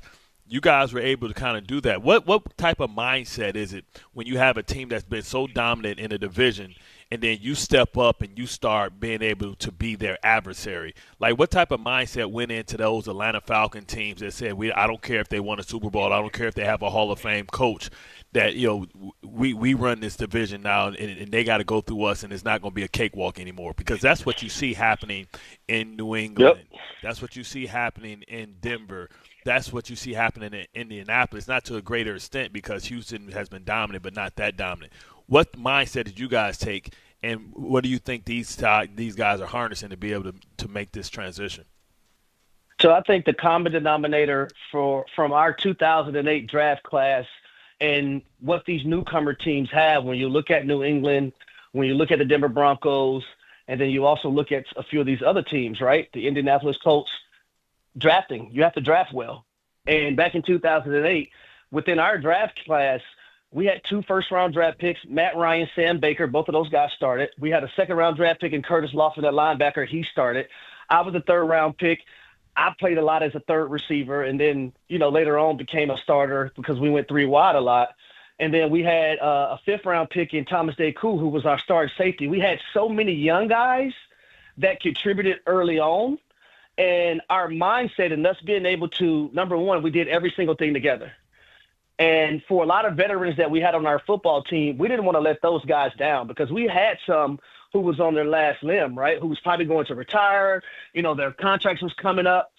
So we made the playoffs in 2008 in our first season, in our rookie year. But it was the mindset of us having like, okay, even though we're rookies, we're not going to be treated as rookies. We didn't even have a rookie minicamp. Our minicamp that year was collectively with the veterans. And I think our head coach having that mindset, knowing that so many of us at a young age had to contribute to what we were doing, that opened all of our eyes as well. But we didn't want to be the weakest link. We knew we had the potential. We just had to put the pieces together. And then being able to have our locker room as connected as we did helped it out as well. So when I look at a Denver Broncos football team, and even though they've had injuries, and then even J.K. Dobbins, who's 5th in leading rushing, he didn't play this past weekend. But you have a R.J. Harvey, who is a rookie. You have a Jaleel McLaughlin, who is in his 3rd or 4th year. Those guys been able to step up. But look at the young players that they have. Troy Franklin is still a young player. Pat Bryant, who made a lot of plays in that ball game, is still a young player. Bo Nix is in his 2nd year. All these young guys contributed massively to the success that they're having right now. Look at New England and all the young players that they have. And sometimes when you're young, you don't know what you don't know. But when you're winning and you taste that success, you don't want to go back to what it feels like to not win. And a lot of those guys, when you look at Drake May, they were there last season. They know what it feels like to be 4-13. It's crazy. You just said a whole lot of stuff and waxed poetic. All I heard is we do everything together. My mind went straight to Magic City. Hey, but guess what, Bart? Team meeting. But here's the funny thing, and I'm gonna tell you about our teams that we had back in the day. Even though some guys knew they only had to go in there for 20 or 30 minutes, the fact that we were so connected as a team, they went in there. They didn't stay long, but they didn't want to be the guy that did not, kick it with their teammates and weren't there for one another collectively. So when I mean we did everything together, bro, when we had our rookie nights, it didn't matter if it was my rookie night or, when guys later down the line came along, we used to combine rookie nights together. Yeah. I would love to see that Matt Ryan on stage with white chocolate hitting footage. I don't know what you're talking about. I don't know what you're talking about. Harry Douglas is with us. Bart Carlin on ESPN New York, ESPN NFL analyst. Harry, what is your big takeaway here when you're looking at what we're seeing in the NFC right now? What is jumping out to you as a storyline that maybe we're not paying enough attention to? I think the 2 best teams in the NFC as a conference right now, number one, I have the Los Angeles Rams. I think they're the best team in football. And then in the NFC, secondly, I have the Philadelphia Eagles. And the reason why I give the Rams the edge is because of Matthew Stafford, the quarterback position. Matthew Stafford can throw it with the best of the best, man. He's a guy who has a Super Bowl ring for a reason. Sean McVay went and traded for him for a reason. And the way he's playing right now is unbelievable. He's a front runner to win the MVP. When it comes to the Eagles, I think what stands out to me right now with them is their defense. And Howie Roseman, boy, that damn guy did it again, didn't he? Yep. He went and got a guy, Jalen Phillips. And here's what a lot of people aren't talking about. Jalen Phillips played for Vic Fangio already down in Miami. So it's not like he had to learn a whole new system. He already knew the system. So it's just plug and play. They got Nolan Smith Jr. back. He's healthy. And we see that defense, man. And Quinyon Mitchell, I think he's an elite cornerback in the league, the way he plays sticky coverage. But then you have those 2 teams, and then you have the Seattles. You have the Lions. You have the Buccaneers. You have those other Green Bay Packers. You have those other teams. But right now I think upper echelon-wise, it's the Rams and the Eagles and everybody else. The crazy part is we know out of those teams, whether it's Los Angeles, whether it's Philadelphia, we know one of them is going to get upset. Usually one of them gets upset. Last year it was the Detroit Lions, and we was like, what? They lost to who? That's the beauty of it, because if Sam Darnold's on that day, then they can beat anybody. If Detroit's on that day, they can beat anybody. So I'm more intrigued with the competition in the NFC than I am in the AFC. Now, when you go to the AFC, Buffalo, you can say maybe they're back with what Josh Allen did, but we'll be able to see them against the Patriots coming up. But do you have any belief in what you've seen from the Baltimore Ravens as they try and get better defensively, as they struggled with Cleveland last week, as we saw the debut of Shedeur Sanders too? I do, Bart, because it's not the way it looked the first 6 games of the season. I was worried about this football team the first 6 games. We've seen them, lock in a little bit more. We've seen Lamar Jackson come back. We see them make plays. Roquan Smith is playing out of his mind, and also Kyle Hamilton. I had their game, last week, the Ravens versus the Vikings, and boy, Roquan Smith, guarding Justin Jefferson, guarding Jordan Addison. Should have had an interception in that ball game as well, too. It stands out to me. But I think what's favorable also for the Baltimore Ravens is the schedule. The schedule is their friend right now. They play the Jets this weekend, and lo and behold, we all know how that's going to probably go. But also within their team, they play the Pittsburgh Steelers twice, and that's the team that's leading the division right now. And whenever you have a team that's leading the division and you're trailing them, but you have an opportunity to play them twice, you don't worry about it because you can handle your own business. You don't need anyone to help you out. Last one for me, just along the lines of you mentioned the Jets. So they're switching to Tyrod Taylor. We've all seen enough of Justin Fields, and I think finally Aaron Glenn has. At this point, when you make that switch, how do players look at that when they've seen it all season long with Fields? Do they kind of respect the fact that you've made the switch, even though the horse is out of the barn at this point? I mean, if I was in that locker room, I'd be saying, thank God. Yeah. Honestly. And when you look at certain pass plays, Fields threw a nice ball to A.D. Mitchell on the go route. A.D. should have caught it. It would have been a tough case, but still, I expect you to make that play. But they had a wheel route, right? And, New England was playing man coverage. A.D. Mitchell did a great job of hitting the defender inside, broke outside. The defender got caught up in traffic. And for some odd and apparent reason, Justin Fields threw a back shoulder ball. And I'm thinking to myself, why in the hell would you throw that pass when it's man coverage and the defender got hung up in traffic? A.D. Mitchell should have been walking down the sidelines for a walk-in touchdown. And the other one he threw to A.D. Mitchell across the middle of the field on like an in cut. He threw 100 miles per hour. He threw the ball 100 miles per hour. Yeah, so, man. From a receiver standpoint, man, bring Tyrod. Tyrod can't come in there quick enough. Now, on that same point, you saw the talent that A.D. Mitchell had. You saw the nuance from the slot that maybe Mechie can have. Yep. Garrett Wilson's going to come back to this team, and Mason Taylor's getting better. And if they retain Breece Hall, I guess I'm asking you what the crop report is. I know it's all contingent on on a quarterback, but the Jets may have an opportunity to go get a guy from Ohio State or go get the kid from USC. How's the weapons looking for whoever gets behind what I feel is above average line? Because Fashanu and Mimbu has been putting on a clinic. What's the crop report once you've seen some of the new weapons that they traded Sauce and Quentin Williams for? So I do like A.D. Mitchell as a player, man. He was one of the guys I was high on, not just when he was at Texas, but also when he was at the University of Georgia. And I think just for him, leaving Indy and now arriving in New York, getting settled in, I think when he has an off season under his belt as well, you get more acclimated to the season. You can have an off season, whatever quarterback who's going to be your quarterback for 2026.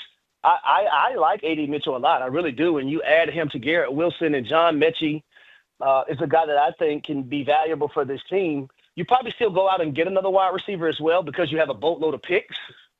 So you go get another guy.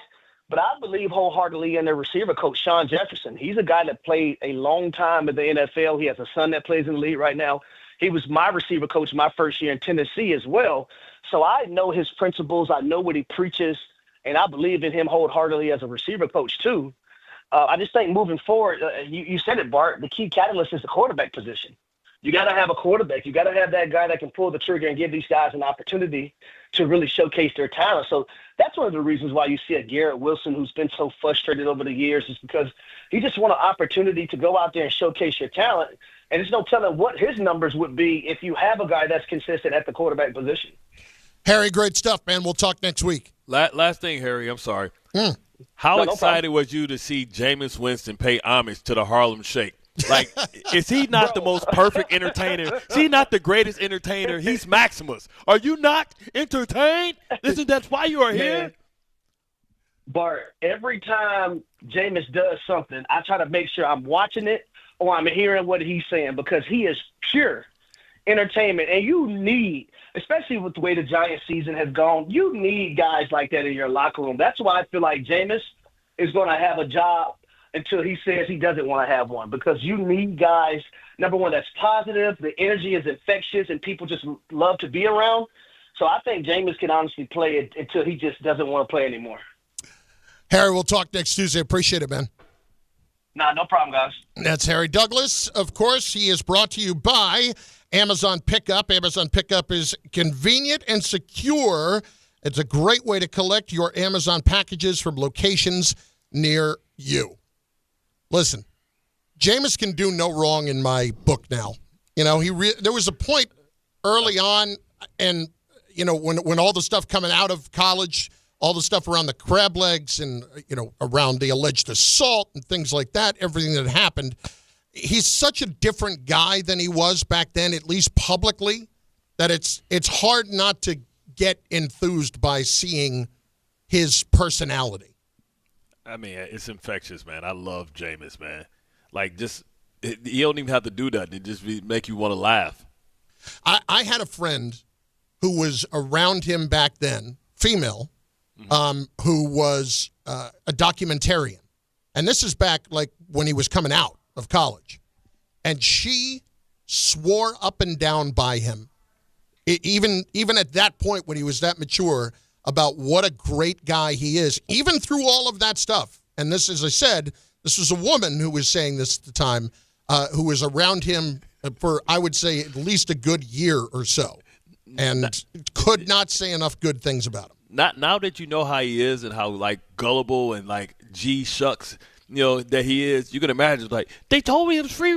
They said the crab legs are free. They said we can have as many as we want. Let me tell you something. It's raining crab legs. I just need butter. Put it this way. The thing with the crab legs, that is nothing that no other player at Florida State wasn't doing. And somebody just happened to take a picture of James doing it.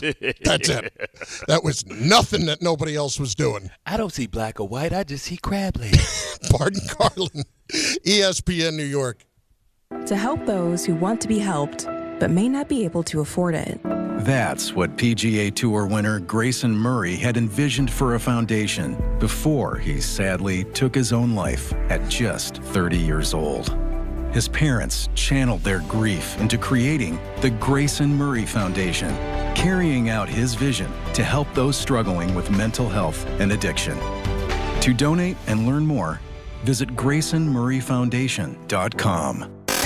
This is the Michael K. Show. Great teams employ players that look out for other players. Why would this guy with a half sack being taken to the top of the first round think it's okay to be late to meetings? That some veteran guy on the defensive side doesn't take Abdul Carter aside and say, dude, well, what are you doing? But that's hard to do on a team that just lost its coach, that's 2-9, that has lost heartbreaking games. The Michael K. Show, weekdays at 1 on ESPN New York and streaming live on YouTube.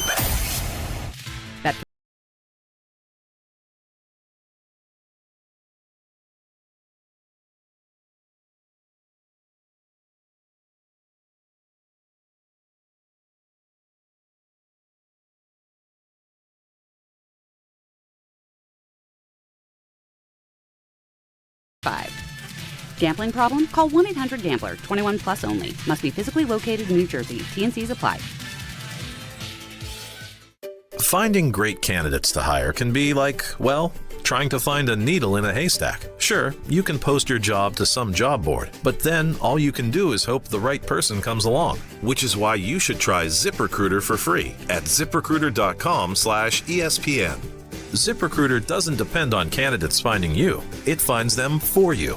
Its powerful technology identifies people with the right experience and actively invites them to apply to your job. You get qualified candidates fast. So while other companies might deliver a lot of hay, ZipRecruiter finds you what you're looking for.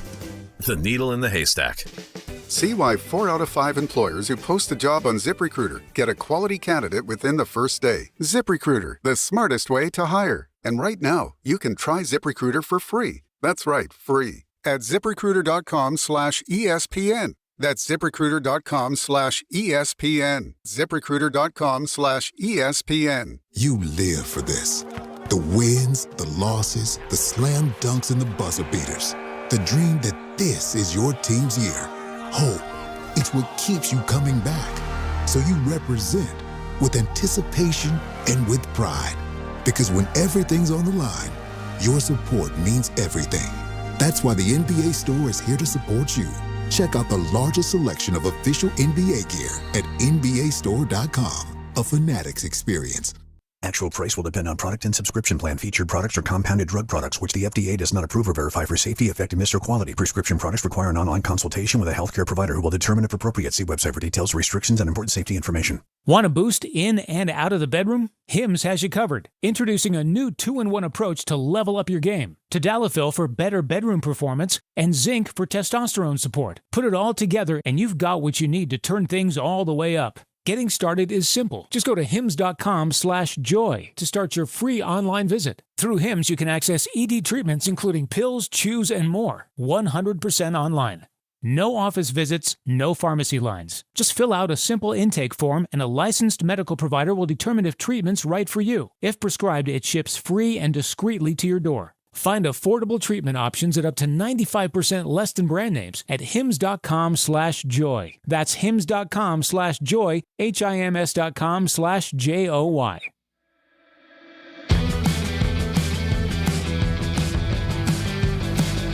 Audio files, including more Abdul Carter, Bart, coming in just 30 seconds. Game time, though, brought to you by Tullamore Dew Irish Whiskey, because when it's game time, it's Tully time. 7 o'clock, Devils are in Tampa to play the Lightning. Nets host the Celtics at the Barclays Center at 7:30. Islanders in Dallas at 8 to play the Stars. And at 10 o'clock, the Rangers are in Las Vegas to play the Golden Knights. Coverage begins at 9:30 right here on ESPN New York. Tullamore Dew is the original triple distilled, triple blended, triple cask matured Irish whiskey. Be sure to grab a Tullamore Dew or try the new Tullamore Dew Honey during today's action. Glasses up to enjoying Tullamore Dew responsibly. Did you guys just feel it shake? It felt like it shaked in the studio here. Is it shook the Harlem a little Shake? bit. Well, maybe. James practicing somewhere? I know that they were doing work on the building, and I just want to make sure that there's not another earthquake in the tri-state area that I'm missing, because it was shaking in here for a second. But then this morning, they were absolutely grinding upstairs with the jackhammer or whatever it was. I swear yesterday I smelled like some roast beef or some type of soup. I wonder where is that coming from when you get a smell of somebody when you get those smells that just remember that day we had all that garlic smell? Yeah. It was amazing. And it just showed up. Yeah, bring it back. Why don't we get one of those? Can a brother get a Cinnabon smell? Right. Let's hit audio files. Bart, we're going to start with Abdul Carter, but it's not actual audio, okay? Nah. Just a little while ago, he spoke to Adam Schefter. This was about the whole issue with missing the walkthrough practice, and said that he was getting treatment at the time. So the report surfaced Monday, the day after he was benched for the beginning of the game, first series, that he fell asleep during a walkthrough practice last week. Carter said that new head coach Mike Kafka changed the normal practice times, and he didn't realize the change was made until he was in treatment at the time he was used to, and it was too late. Carter said he spoke to Kafka about it on a FaceTime call later that day. Quote, "My mistake was an honest mistake. I own the fact that it was an honest mistake. I was getting treatment, and I told Coach Kafka that too, but to say I was sleeping at that time just wasn't true, and it also wasn't a trend." Okay. This is the only time it happened. Here's the nuance thing. When you're in treatment, you're usually laying down and your eyes are closed. You know what I'm saying? Yeah. It's not rehab. It's treatment. So it's like they putting a stim machine on you, ice. I usually get a blanket and lay down and go to sleep. That's what you do in treatment, especially when it's like they got a hot pack on you or something like that. You go to sleep. So whoever reported it probably reported correctly, but it's not like he went somewhere and took a nap and forgot to go to the meeting. But here's the problem. How many other people missed that meeting? None. So if that's the case, you're At least still as far as equally we know. responsible. If it's not an honest mistake, if everybody else didn't make it, it's a professional mistake. And I don't understand why the training staff didn't say, hey, man, you're the only one in here. You didn't notice that you were the only one in treatment? You think you're the only person on the injury report, brother? Yeah. Like, once you look around, like, oh, well, I guess everybody went home today. Nobody wanted treatment but me. I'm the only one that wants to get better. Listen, and you can tell me if I'm wrong here, okay? Yep. As a young player, and as a young person, one of the more important things to learn is about the details. Yeah. And about double-checking all of these kinds of things to make sure that you're doing all the right things. And this happens, okay? I'm sure that this was just one of those things that happens. It's just everything around it after the fact.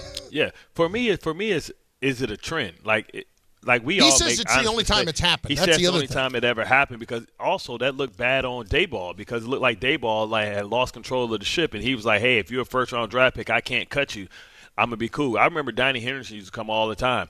He was like, oh, eating like kings, playing like queens. He was like, oh, I'm going to cut somebody today. Now, if you're a first, second round, third round draft pick, I can't mess with you. But everybody else, that's y'all ass. And, like, he used to come in there and just harass us like that all the time.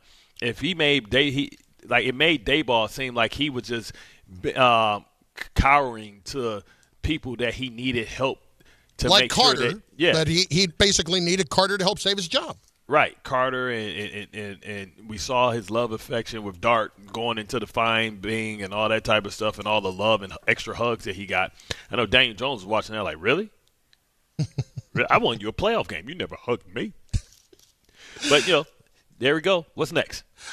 Let's get into some Jordan Raanan. This was from the other day on New York Game Day.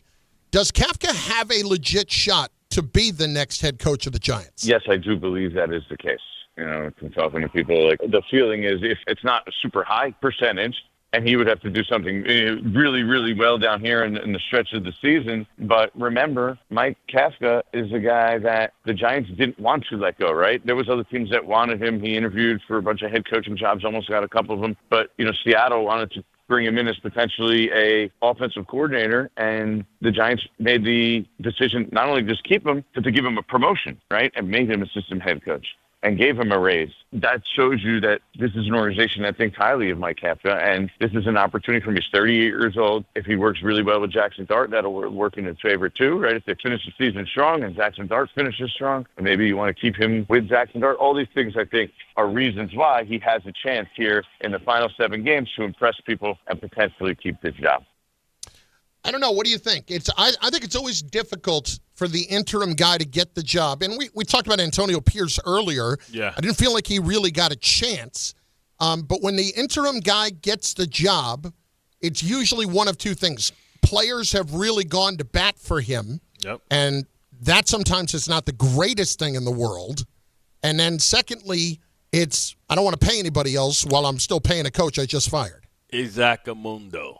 And, if my memory serves me right, Dayball is on an extension. Was he like first year in an extension or second year in an extension? But he still had time left on where it's a substantial amount of money. And here's the problem, like how much would any of these big names that people are talking about cost? We're talking upwards of $10 million. Now, I know they raised money because they sold a percentage of the team, and ultimately money shouldn't be that big of a deal. But I can't remember any time in history – and maybe it's because they haven't had a winning season in a long time. But I can't remember the last time that the Giants were paying their coach like upper echelon money. Maybe Coughlin after the Super Bowls, they gave more power and gave more money. Mm-hmm. But I can't recall. So here was the number on Daboll, okay? In 2022, 5-year deal worth $30 million. So that means he's signed through 2026. So they got a year and a half left. Roughly $7.5 million. But even with that, $7.5 million, this college coach is like, man, y'all cheap. You know what I mean? Like, so if you're going to go out and get one of these big wigs, would the Giants pony up the money for an elite coach? I don't know the answer to that. I guess it depends what we're talking about. That's why I think the answer is probably no. That's why I keep coming back to this Mike McCarthy stuff. Yeah. He seems like the perfect person for the perfect situation. It's not a big splash, but it's not a dud either, because people can send and talk about his resume. It's not like they went out and traded and gave up a draft pick for Sean Payton. It's not like they're giving up a 4th-round draft pick and paying Herm Edwards. Who else was traded for? Was Andy Reid traded for? No, he was fired. Okay. He had been fired by the Eagles. Yeah, so are you trying to get a first-time head coach again as the Giants that's going to be learning on the job when you have a young quarterback that's ready to win now?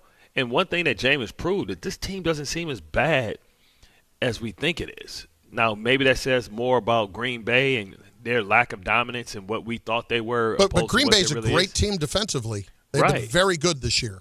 And Jameis did it effortlessly without any – you would think that next year the Giants would have 2 new starting receivers. You think they would have Neighbors, and you think they'll either get one in free agency or they'll draft one.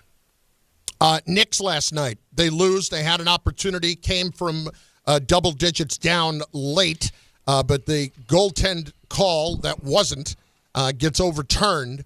Karl Anthony Towns said 2 out of the 3 officials called it goaltending. He assumed it was. They still had chances down the stretch, but he missed one that kind of looked like it went halfway down on the fadeaway. But again, you're playing without Brunson and OG last night, and the Heat were without their top guys. Here is Mike Brown on the team, and did they take too many threes last night? It was only 36. At the end of the day, most of the looks from the three-point line, I'll take any day of the week. Good looks by a couple of our guys. We usually knock those down. They didn't go in today. Yeah, they shot 9 for 36. It's too many it's too many misses. It's not too many attempts. Right. And that's what I thought. I thought if anything this team lacked, I thought it was outside perimeter shooting. And I thought they would address that, but they really didn't. And maybe during the trade deadline, they'll find a sniper or a shooter that can shoot a high percentage from out there. Now, Brunson shoots it good, but they don't really have a so to speak, catch-and-shoot guy. Remember, DiVincenzo was supposed to be that guy a couple of years ago because I think he had shot something like 40-something% when he was before he came over the first time. Right. So anything that concerns me is that they don't have any spot-up shooters, especially if – you talk about Mike Brown wants the ball to touch the paint and then come out. So you got to find a spot up shooter. And I know I've been trying to be funny, but Malik Beasley, I don't know if he's barred from being able to play, but he's a catching guy or the 3-point type shooter that you would think of. He's holding on for dear life. Maybe he gets a chance at some point. I don't know. Him and Chauncey on the ayahuasca changed my – I can't believe Chauncey. Come on, Chauncey. You're still having trouble with that, huh? Still having trouble. Man, they just let you know, man, that in this business, man, once these mob guys get your hooks in you, they basically you're their puppet. I don't believe the mob exists. Anyway.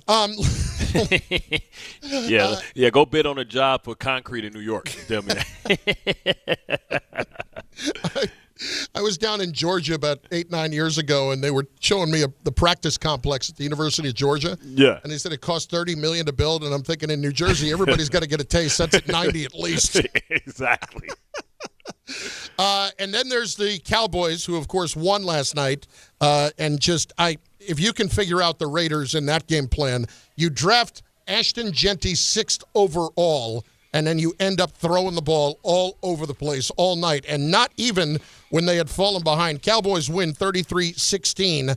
2 things here. Number 1, Brian Schottenheimer, who benched CeeDee Lamb and Pickens to start the game. Made a coach's decision, some things that were missed, and so I had a conversation with those guys, and that was easy. But you look at the energy those guys play with. Clarence, they jump-started the offense when they got back in there. They didn't hang their heads. They didn't do any of that stuff, and that's why I love those guys, man.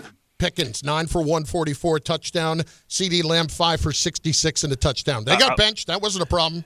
Yeah, they got benched because they knew they were playing the Raiders, and they knew they can afford a slow start.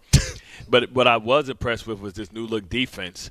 Overshawn is, I think, going to come back. But, you think at Quinnen Williams and what Quinnen and what Kenny Clark looks like, and then Jadeveon Clowney and Fowler gets to come off. And, with Logan Wilson at the second helm, an adult kind of air traffic controlling, it may be too little too late because they lost to Arizona. But, man, future going forward, I just don't know if they can afford to pay Pickens on the way out. It's going to be hard to do. You probably it's have to to be cut, very hard to do. Yeah, you probably have to cut Diggs, which I'm sure they can't wait to do, and maybe try and transfer that money over to Pickens. They have to kind of swap it out because he's basically a no-show this year anyway. It seems like he's kind of quit on the team, and he's not playing at a high level at all. And you paid DeRon Bland, who is playing at a decent level, had a bounce back. But Jerry may not seem so crazy next year because he can go get whatever he needs with that extra first-round draft pick that he didn't trade for Quinn, and he traded to 27. So he still has 2 first-round draft picks to go out and maybe get the number 1 receiver to replace Pickens. One last one. I just want to play this for the sentiment. Dak Prescott, who was tremendous, again, 4 touchdowns last night. The team playing for Marshawn Nealand, of course, that was just an awful, awful story last week, and you can't imagine what it's been like in that locker room since. Here's Dak on the team winning that game for him last night. Yeah, but obviously a tough 12 days, and through the bye week, those first, as I mentioned here on the earlier in the week, those first few days, right, not being with the guys was harder than anything. But the last 6, 7, being together, working together, having conversations, healing, shining a light on who Marshawn was, then obviously coming out here tonight and playing with the style that he played with, the intensity, the efforts, finish. Super proud of the guys. Whirlwind of a week. Great one to cap off with a win right here. Listen, and they're carrying his jersey out there. I thought that was just listen, they're going to do something to honor his memory, but it's just such an awful story, and I think it says a lot about them that they were able to go out and play so focused. It's been beautiful and hurtful all at the same time. First we started with the Nick Mango T-shirts and hats and flags, and now, this young man's, it's just the entire football family is reeling right now. And remember, this goes back and all the way back to Doug Martin. Yep. When you do that montage for all the people that we lost, it's far too many young football players that's going to be on that montage. Whether you talk about Arthur Jones, 39 years old, Nick Mango, 41 years old, this young man, 24 years old, Doug Martin was like 35 years old. It bears repeating. If you're struggling, understand that there are help, and it's numbers that you can call to get the help that you need. And don't be afraid to internalize everything and deal with all your problems yourself. Don't be afraid to reach out, because you never know. It could be somebody, your blessing could be right around the corner. The person that has been through that, or the person that can help you through it, is just one call away. And that number is 988 if you need help and support in any way. It is there for you, 988. The American Foundation for Suicide Prevention is also another one to check out. They are afsp.org online. Bart and Carlin, ESPN New York, and on the ESPN New York app. What to believe and what not to believe in the league is next. This is DiPietro and Rothenberg. I got a really bad paper cut yesterday because it wasn't your garden variety. It was on one of those big holiday magazines that you get. Oh, no. Swipe through, and all of a sudden I was like, oh! It was a big, thick book, and I put my index finger there and just swiped across. I was like, oh! I'll tell you and what. now I'm going to have to live with that. It's probably going to be a scar. Morning Start with DiPietro and Rothenberg. Weekdays from 6 to 10 on ESPN New York and streaming live on YouTube. FanDuel's the #1 sports book for same-game parlays. From points and rebounds to threes and assists, FanDuel's the best place to combine your favorite picks into a same-game parlay or track every stat live, all in one easy-to-use app. And right now is the perfect time to join, because new customers get $150 in bonus bets if your first $5 bet wins. So, bet on the players you love the way you want. Head over to FanDuel.com/Peter to sign up today. From points and rebounds to threes and assists, FanDuel's the best place to combine your favorite picks into a same-game parlay or track every stat live, all in one easy-to-use app. FanDuel, official sports betting partner of the NBA. 21 and over, physically present in New York. First online, real money wager only. $5 first deposit required. Bonus issued is not withdrawable bonus bets, which expire 7 days after receipt. Restrictions apply. See terms at sportsbook.fanduel.com for help with a gambling problem. Call 877-8-HOPE-NY or text HOPE-NY 467-369.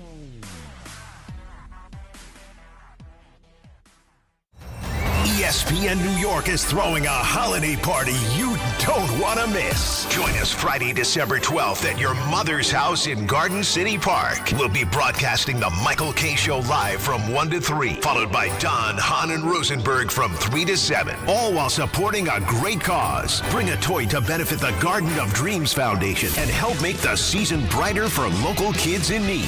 It's the ESPN New York Holiday Party, Friday, December 12th, brought to you by Amazon Pickup, where the holidays get even happier. Your fantasy roster is set. The Smack Talk is heating up, and this season, ESPN Bet is giving you more ways to ride with your squad. Introducing the ESPN Bet Fan Center, where you can instantly link and bet on your fantasy teams right in the ESPN Bet app. An enhanced sports betting experience only from ESPN Bet, the sports book for sports fans. Make the connection today with ESPN Bet Fan Center and the ESPN Fantasy app. ESPN Bet Sportsbook. Download the app today. Must be 21 plus. Gambling problem? Call 1-800-GAMBLER. Terms and conditions apply. See app for details. Michelle Smallman here for Gainbridge and their Give Back program, Gainbridge Assist, powered by Parity. Gainbridge and Gainbridge Assist, powered by Parity's goal is to empower girls and women through sports and education, providing 32 organizations in 21 states $222 of grant funding during 2025. These grants aim to level the playing field and expand access to sports and education for girls and women across the country. Here's to a future with no limits for women's sports with Gainbridge and Gainbridge Assist, powered by Parity. Tuesday with Don, Hahn, and Rosenberg. The Knicks fought to the end but remain winless on the road this season. Final horn sounds. Foul came after the buzzer. The Knicks had 3 chances on the right side basket to tie it, but in the end, Miami hangs on 115 to 113. Any reason for concern with their injuries? Don, Hahn, and Rosenberg today at 3 on ESPN New York and streaming live on YouTube.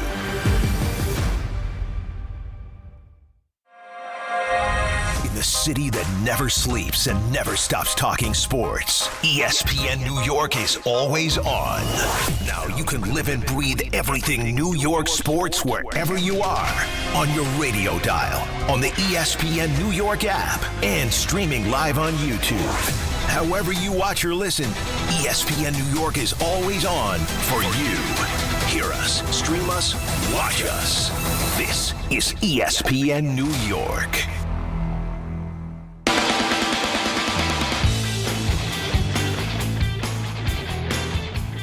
David's been waiting, Bart. I want to get him in here on ESPN New York. He's been very patient today. What's up, Dave? What up, fellas? Hey, I got questions for both of you, but Carlin, Chef, your questions are for tomorrow. Today we're going to start with Bart because, I'm going to get to my Jets point. Bart, before we get into it, right, 2 things I got for you. Number 1, right, we have to give you your flowers because I was doing some thinking going back like in football windows and whatnot. Do you know that you went against Thanos, Darkseid, and the Joker all in one? Well, not all in one, but you went against some giants, bro. And what I'm talking about is the great Tom Brady, my favorite quarterback of all time, who I think is better than Tom Brady, Peyton Manning. Yes, Tom Brady's the GOAT because he has the hardware and all that other good stuff. And you went against Phillip Rivers, Drew Brees. Like, bro, the list goes on. You went against some dogs, my brother. We got to give you your flowers, bro. But, look, I forgot him. You went against a bunch of good quarterbacks in their time. The reason I brought this up is because I wanted to ask you, what was it like going up against Peyton Manning? Like he's legendary. You was on the field against him plenty of times. Well, also, I held them to 15 points the year that they won the Super Bowl. We were the number 1 seed in Baltimore, and they only had 140 yards of offense and won with 5 field goals. For me, Who was the quarterback that year? Was that a Kyle Bowler year? No. This was Steve McNair. We were 13-3. Wow. Yeah, 13-3. I forgot about that. Yeah, we were 13-3. We were the number 1 seed. I remember the game. I just didn't remember who's playing quarterback for you. Yeah. So what it's like is, as a defensive player that was on the greatest defenses, I believe, some of the greatest defenses in the league, especially some of the greatest defenses to never win a Super Bowl. I tell you what, man. It was such an intense week of preparation, such an intense week of like practice and everybody doing extra film study, man. And I used to love it because even going against them in the regular season, man, it was such an honor because you felt that you were the greatest defense and the best defense. And a lot of those defenses I were on were number one. I think I was number one 4 or 5 times in my career out of 11 years.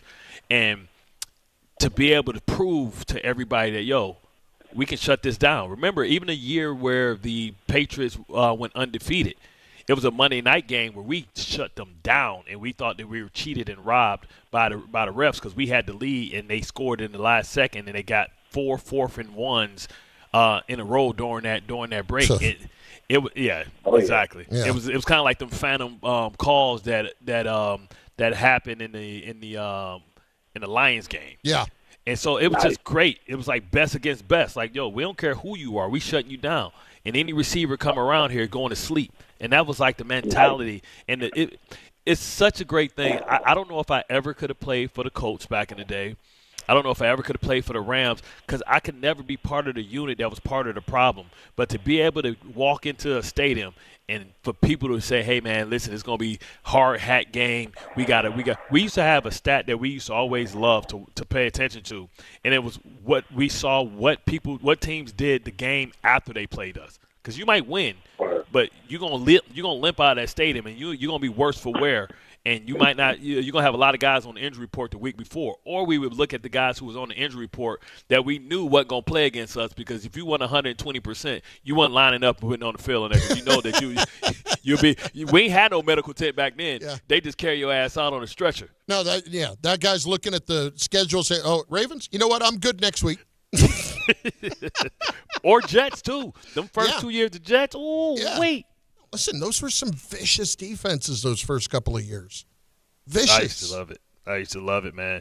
It's nothing like walking in and it's like people talk about wanting to be the hero. Man, it's nothing funner than being the bad guy. I mean, when you step in there, they say hello to the bad guy. Yeah. I see you looking at me in your $2,000, slacks. It had to be just. I can't believe I've never asked you about this, but after the whole can't wait thing. Yeah. Just walking around that place and those people walking out of there dead silent had to be something. How long did you want to stay out on that field? Listen, they the most arrogant group fan, especially at that time, and you would too if you won 4 or 5 championships, and they looked down on us like we were lint. You know what I'm saying? Yep. And they had already beat us, and just the to walk out. 45-3, you looking at little kids crying, and you're like, yeah, I did this to you. Tell your daddy. Yeah, exactly. It's like that. I'm with you. I would enjoy that more than anything. Look at me. I did this to you. I did. Remember this face. Yeah. I would enjoy that more than anything. Just sending those people home. I would enjoy that more than winning at home. And just the fact that our fans, who probably was getting ridiculed all before the game, was looking at them like, yeah, What'd you say about Tom Brady? Yeah, buddy. You know how many of our fans probably got in fights on the way out because, like Boston people are really sore losers. Oh, no, I think they're usually pretty rational. It's Bart Carlin on ESPN New York. We've got so much coming in this last hour. More on the whole Skattebo stupidity. More on the Jets and making the switch at quarterback. We will get into that. And who's real and who's fake. We got to talk about the league a little bit because I'm having a lot of trouble with this AFC that people are just writing a lot of teams off. We need to discuss. That's on the way, too. Bart Carlin on ESPN New York and on the ESPN New York app. We'll do Samuel here in a little bit, Bart. We'll get it back in just a little bit. Sounds scoochie. Giddy up. Tuesday with Don, Hahn, and Rosenberg. The Knicks fought to the end but remain winless on the road this season. Final horn sounds. Foul came after the buzzer. The Knicks had 3 chances on the right side basket to tie it, but in the end, Miami hangs on 115 to 113. Any reason for concern with their injuries? Don, Hahn, and Rosenberg today at 3 on ESPN New York and streaming live on YouTube. Oh, hey, welcome to gift wrapping. Whoa, Zoe Saldana. Hey, can you wrap these, please? Wow, iPhone 17s. You splurged. At T-Mobile, you can get 4 iPhone 17s on them. The new center stage front camera is amazing for group selfies. It's the perfect gift for everyone. I'm the worst. I only got my mom a robe. Well, it's better than socks. So I have to trade in my old phone, right? No, at T-Mobile, there's no trade-ins needed when you switch. Keep your old phone or give it as a gift. Incredible. In fact, wrap up my old phone too for my Aunt Rosa. Forget that. Aunt Liz will be jealous. Sounds like my family. Drama. Oh, I got it. I'll give it to my abuela. I'll take reindeer paper with, hey, where are you going? To T-Mobile. The holidays are better at T-Mobile. Get 4 iPhone 17s on us. No trade-in needed when you switch. Plus 4 lines for just $25 a line. With 24 monthly bill credits and 4 eligible port-ins on essentials for well-qualified customers. Auto pay plus taxes, fees, and $35 device connection charge. Credits end in balance due if you pay off early or cancel. Contact us. Finance agreement 256 gigabytes, $830 required. Visit T-Mobile.com. You live for this. The wins, the losses, the slam dunks, and the buzzer beaters. The dream that this is your team's year. Hope. It's what keeps you coming back. So you represent with anticipation and with pride. Because when everything's on the line, your support means everything. That's why the NBA Store is here to support you. Check out the largest selection of official NBA gear at NBAstore.com. A Fanatics experience. ESPN New York is throwing a holiday party you don't want to miss. Join us Friday, December 12th at your mother's house in Garden City Park. We'll be broadcasting the Michael K. Show live from 1 to 3, followed by Don, Hahn, and Rosenberg from 3 to 7, all while supporting a great cause. Bring a toy to benefit the Garden of Dreams Foundation and help make the season brighter for local kids in need. It's the ESPN New York Holiday Party, Friday, December 12th, brought to you by Amazon Pickup, where the holidays get even happier. On eBay, every find has a story. Like if you're looking for a vintage band tee, not just any tee, the band tee. You wore it everywhere until your best friend stole it. Now you're on eBay, and there it is. Same tee from the same tour. The things you love have a way of finding their way back to you, especially on eBay. Where else can you find that mint trading card you searched everywhere for, or your first car, the one you wish you never sold? It has to be eBay. Shop eBay for millions of finds, each with a story. eBay, things people love. At Bank of America, we asked our people, how do you take ownership of your career? I'm able to grow my way by putting the priorities that I have for my career first. I thrive on being a leader who's behind the team, not in front of the team. Every few years, I'm being re-energized because I get to do something different and learn something new. See how our teammates are growing in their careers at bankofamerica.com/great place to work. What would you like the power to do? Bank of America, proud to be an equal opportunity employer.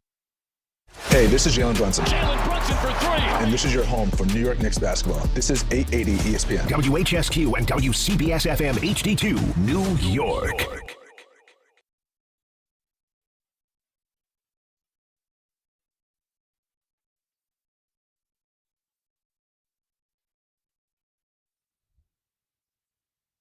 Noon on Bart and Carlin, ESPN New York, ESPN New York app over on YouTube, where you should get involved in the comments. We'll get some more of those in the chat during the course of the next hour. And noon means what exactly, my friend?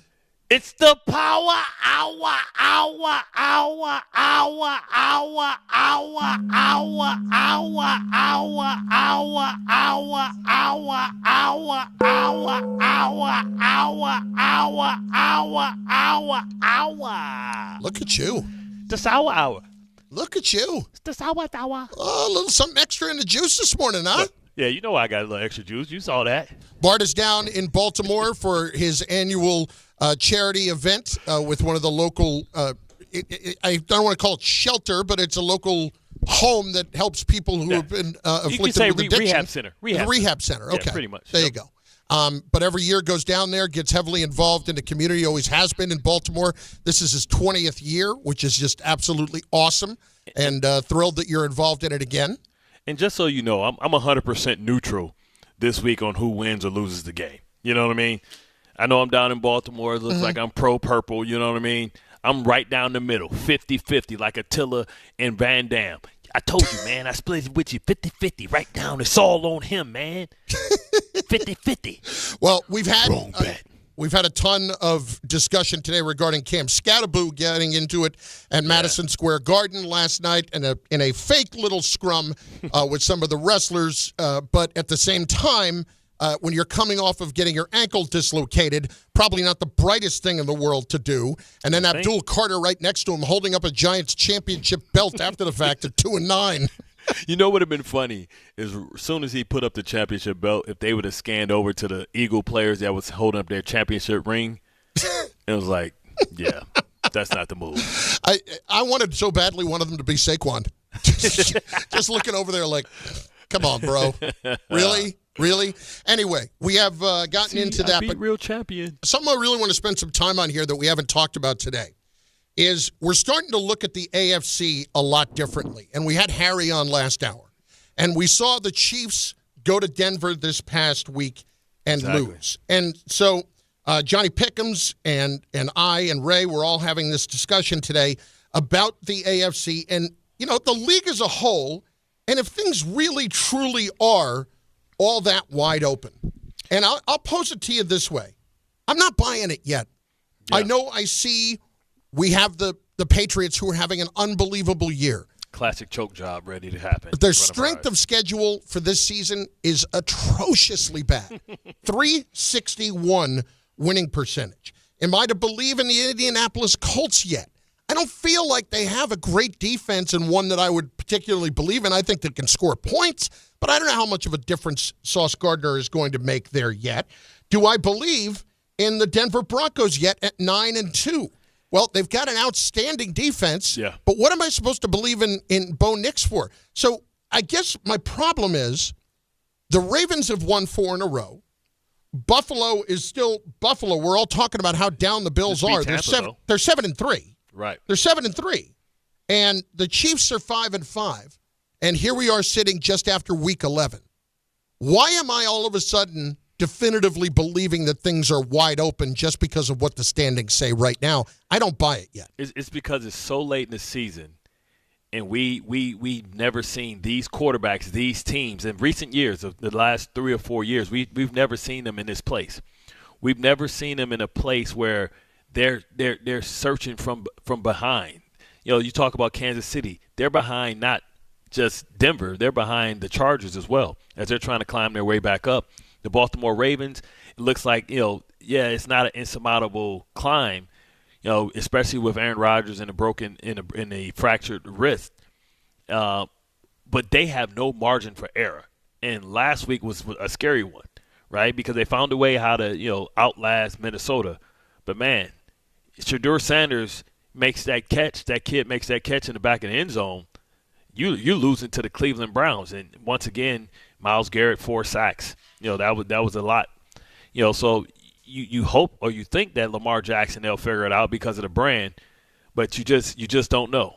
With this defense at times, they can be a little fugazi. And, you know, same thing that you feel about the defending champions. You're like, man, they look vulnerable, man. Like, they winning so ugly. And I guess if you had to say one team that you feel good about that's from the old guard, if we're talking about the old guard, is probably the Los Angeles Rams. You feel the best about them because they've been, even Detroit. Like Detroit, you like, man, what is that? If Dan Campbell gonna go outlaw and sit around and go for 4th down 5 times, this guy might just be crazy enough. Like, who's crazier, him or the guy that used to be the head coach for the Chargers? He pulled some of the same crap. This dude ran a fake punt against Jalen Carter with a linebacker in the 2-point stands assigned to block him. That's crazy talk. Yeah. Well, I just watch these teams, and maybe I'm just skeptical about it and not willing to give up on the teams that have been here for a while. I just don't buy it yet. Yeah. I just don't buy it yet. And I'm talking about the top 3 seeds in the conference, and 2 of the other teams that I'm talking about are not in the playoffs right now. But I look at the AFC. Do I think that anybody could go into Denver and win? I do. Do I think that anybody could go into New England or Indianapolis and win? I do. Bart, you know who the Patriots remind me of? And this is probably unfair. Because they do have the younger, young quarterback. Go ahead and take a shot. Who you think it is? The 2000 was it 16, 11-2 Pittsburgh Steelers? No. They remind me of the Vikings, who go 14-3, and are to gone. Atlanta. And went to Atlanta. Yeah, and are gone in playoff game 1. It's very possible. So here's the scenario, and anybody listening out there is going to say, well, yeah, I can see that, because they're winning, and the team in their division may be the wild card. It's familiarity there. So this just means that Buffalo has to go to New England and beat them. Do we not think that Josh Allen can go into that division and win against a divisional opponent? Because such familiarity there that, the game plans are easy to make because you know the personnel inside and out. Or Kansas City has to go and play Denver. And the thing is, when you look at it, like, is that not what happened? And they won by a field goal the other day. Let's be clear. Right. They won by a field goal. Yeah, everybody wants to hit a victory lap. Neither team was scoring a ton of points in that game. Right. So you think that maybe Bo Nix can't play much better. That defense can't play much better. We know Patrick Mahomes can play much better. Yes. So that's the scary part, right? Because basically what you're saying is, who do you trust with the ball last? Do you trust Bo Nix to come through? And listen, I know his brand in a short period of time has been about that. But are you ready to pick him over Patrick Mahomes? No.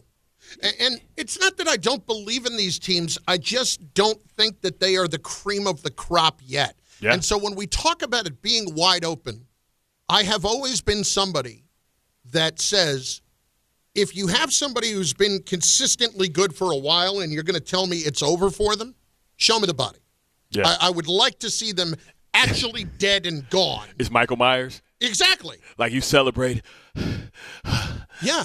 And you I never understood in these Michael Myers movies why when they kill him, they sit there and they close their eyes like, bruh. Die Hard was on the other day. That blonde guy who came swinging in off that chain at the end. Yeah. And Reginald Vell Johnson comes through and shoots him, thank God. Right. He wasn't dead yet. Yeah, man. Thought he was dead. Make sure he's dead.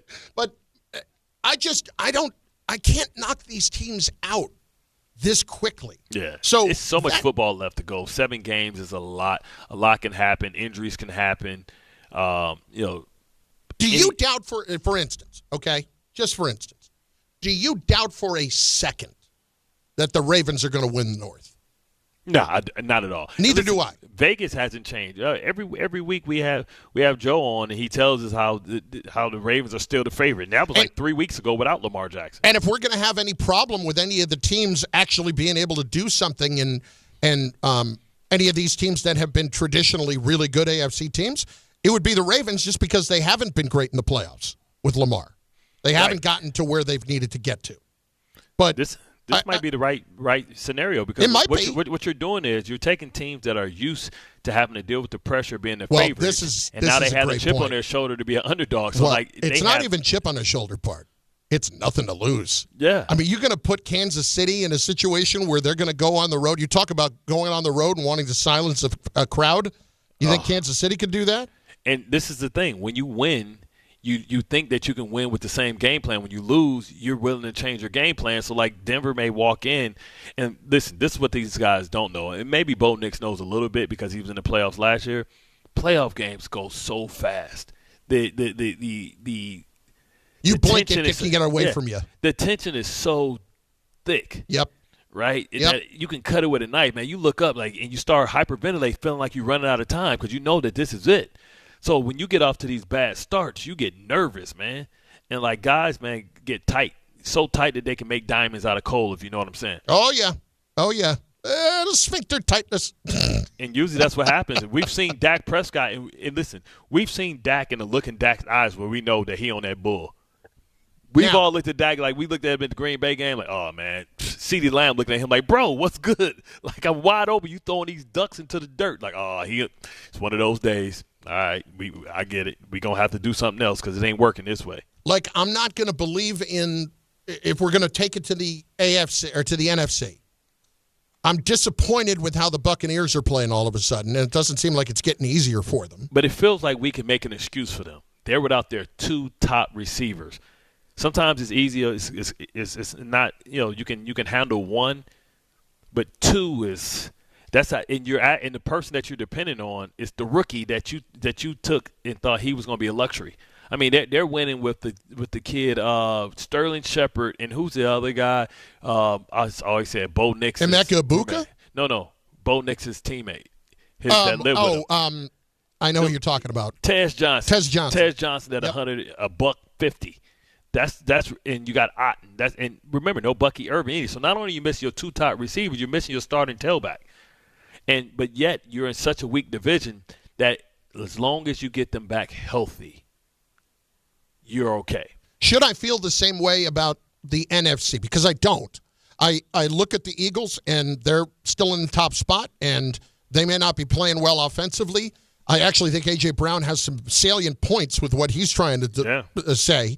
But I'm not knocking them off. I'm not knocking the Rams off. The Rams, the Rams are really remarkable. Think about this for a second. That was a team that a couple of years ago won a Super Bowl with the mentality of F them picks. Yeah. And then they turn around and they get Kobe Turner and Jared Verse. The greatest picks ever.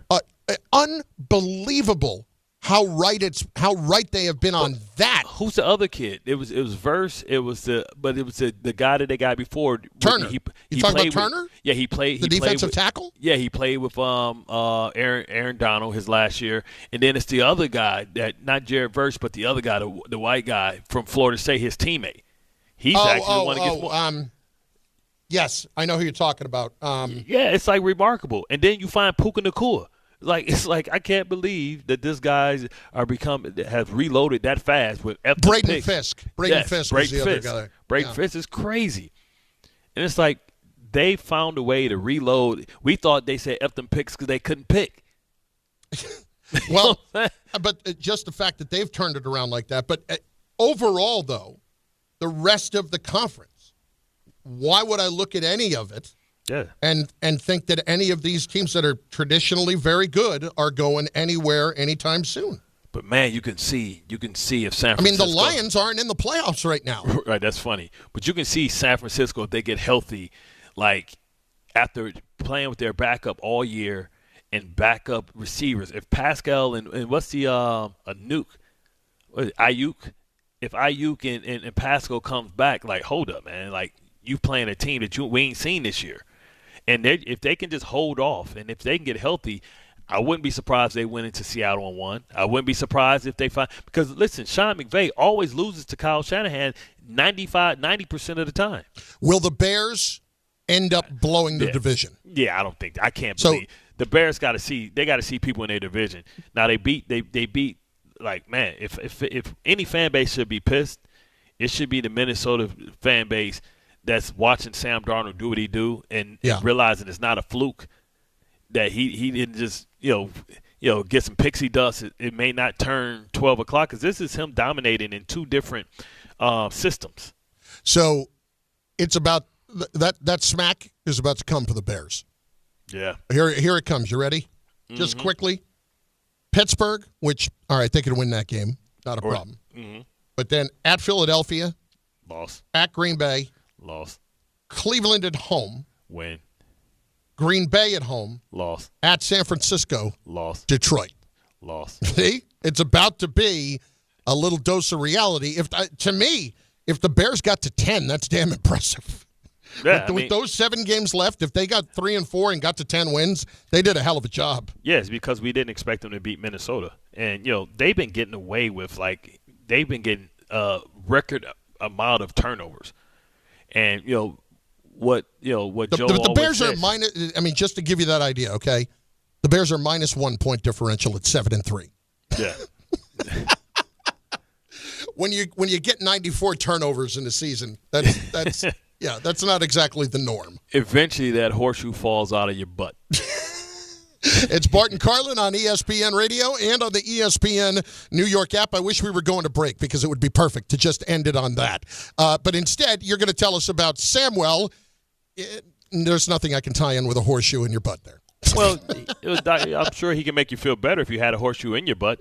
This fall, don't sit on the sidelines because of pain. If you're tired of waking up stiff, fighting neck pain, back pain, joint pain, you're missing out on all the things you love. It's time to take action. Call Dr. J. Shaw at Sandwell Pain, Jersey's top pain specialist. Dr. Shaw is an Ivy League trained, double board certified, and laser focused on one thing, getting you back in the game. Living a pain-free life, no surgery, no cuts, no downtime, just precise image-guided procedures that deliver real results. Whether it's sciatica, nerve pain, migraine, or chronic joint pain, Dr. J. Shaw will design a personalized, non-surgical game plan just for you. Without any pain medication, same-day or next-day appointments are available with offices in Woodbridge, Livingston, and Inglewood. Most major insurances are accepted, so what are you waiting for? Don't let pain keep you out of the action this season. Visit SandwellPain.com. Text, call, or book online. You'll wish you met Dr. J. Shaw a lot sooner. Relief starts today, and victory over pain is closer than you think. Bart Carlin on ESPN New York. Yesterday we told you that during the show we were hearing that the Jets might be making a change at quarterback, and then Diana Rossini broke the story that they are, and that it will be Tyrod Taylor starting this week. I guess what I would ask you is it too little too late at this point? Now, I'm not talking about for the Jets actually doing anything. I'm talking about how a team reacts to this kind of news when I think universally everybody acknowledges maybe this should have happened a couple of weeks ago. Yeah, but I think even Justin Fields fooled his teammates. Remember last week? What, with the Cincinnati game? Yeah, with the Cleveland game, with the Cincinnati game, with the Pittsburgh game. He's had 3 games that he's fooled the team, right? And here's the thing. Why I know that he's been brainwashing them is the fact that when the game was over with last week, the first thing that Breece Hall, he said, Justin balled out. We got to do better, make plays. I said, whoa, he drinking the Kool-Aid. Yeah. And he got on the black Nikes. I was nervous. I felt like it was an episode of Get Out. You know, like he didn't drink the tea, man. But he's a guy because if you're not paying attention and you're not a receiver, you'll see what he did rushing the ball and the 2 touchdowns and the big runs that he had, and you'll mistake that for balling. But that's 1 or 2 plays. That's 5% of the Justin Fields experience. The other 95 leaves you saying, "Whoa, you heard Harry." This dude threw a back shoulder on a basically illegal pick route, slot fade. And, I know everybody was saying A.D. Mitchell, he dropped one. Justin put it right in the box. That still was a difficult one. By no means should one throw affect somebody's legacy either positively or negatively. So when I look at it, you just want to get Tyrod there because you want to know, should we try and keep Mechie? I mean, A.D. Mitchell is under contract because he's only in his 2nd year after being drafted. So you're going to try and feature him and say, man, let's see what this deep threat looks all about. And even if I'm Garrett Wilson, you could shut it down for the year with 7 games left, or you can come back for the last 3 and try and see what this team can look like with a deep threat and him on the same side, with him on one side and and Garrett in the slot. What does that look like? What does that look like with Mechie in the slot and Garrett at the X? What does it look like with Garrett at the Z? So right now you're in the data gathering process about figuring out how can I best evaluate these new toys that we have. And the best way to do that is by having a professional quarterback that actually knows where to go with the damn football. So when you look at the receiver, the receiver's like, oh crap, it's a fire zone. I got to break my route off. Oh wow, guess what? The ball was right there. He made the play. So now this is about evaluating the rest of the team. And you really want to evaluate the rest of the team. You don't want to win, but you want to evaluate the team. But if you do win, you're not going to be upset because you know that more than likely, regardless, the hay's in the barn, and you're going to have a top 6, top 7, definitely a top 10. Depending on what happens right now with Tennessee, what happens with the Giants. The Giants may mess around and start winning a couple of games that kind of pushes them out of the 2nd overall spot because with Jameis, you're always going to have an opportunity. Yeah. I mean, they had a chance the other day. Right. They had a chance. You never know when Jameis is going to turn Joe Flacco because he has that in his repertoire too. Like, Joe Flacco, everything's going fine and dandy, and then he hits the the linebacker in a hole coverage right in the chest. Listen, think about Flacco with the Browns a couple of years ago and what happened when they went down to Houston in the playoff game. He's throwing interceptions all over the place. That can happen. Well, at least he had a high completion rate. Yeah. So we know Jameis is capable of that too. So that's kind of where we're at. We're in gathering information mode and who's going to stay and who's not going to stay. It'll be interesting this week because I think that the Jets are going to get tested in a way that they've not been tested before. I mean, I broke down a play today where they had Kohler, who's like 6'5". They had him off the ball. Then they had Isaiah Likely playing receiver 2 yards away from the end-man line of scrimmage. Then they had Ricard, 300-pound fullback, in a three-point stance. And then they had Derrick Henry behind him at 250 pounds. And what they ran is they ran a tackle trap where the tight end is off the ball and the fullback's off the ball. The tight end whammed the back, which whammed the tackle, which allowed the center to go straight to the linebacker.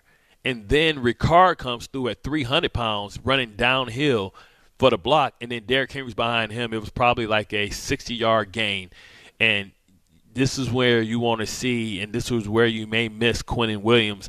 And you see that the Jets picked up another fat boy, I believe, off waivers yesterday.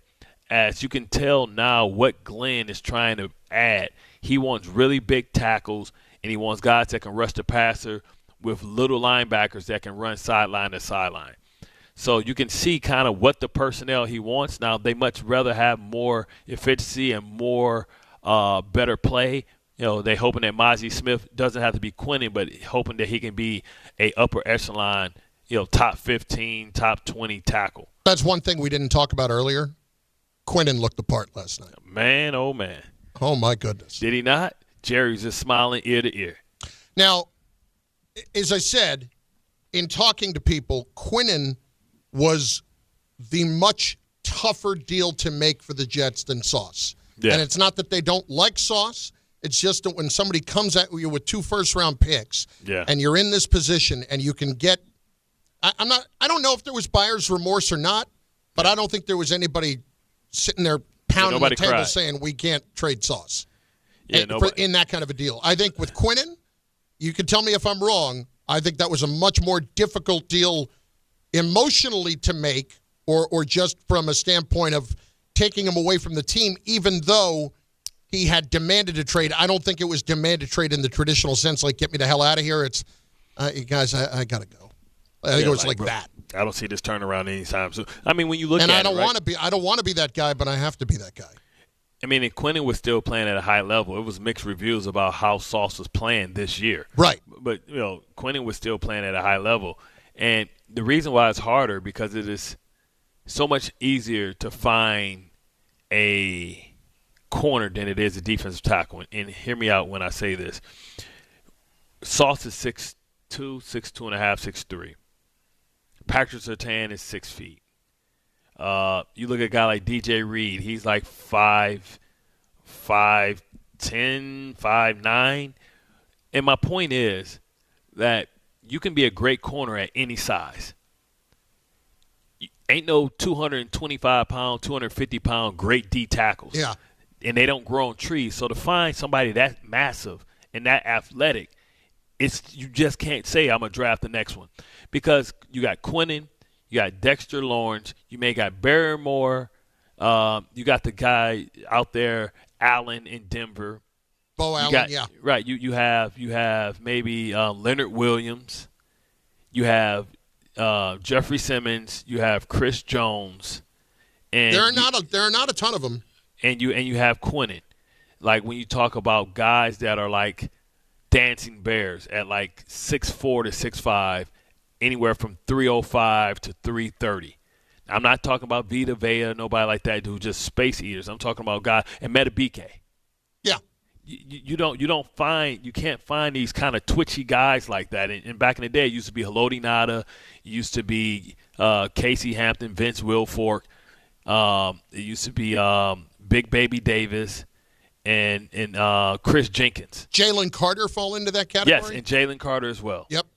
And so, like, when you got those guys and they're only 27 years old in their prime, you damn sure can't find them at like that. So Jerry Jones made a laugh because he let Michael Parsons go.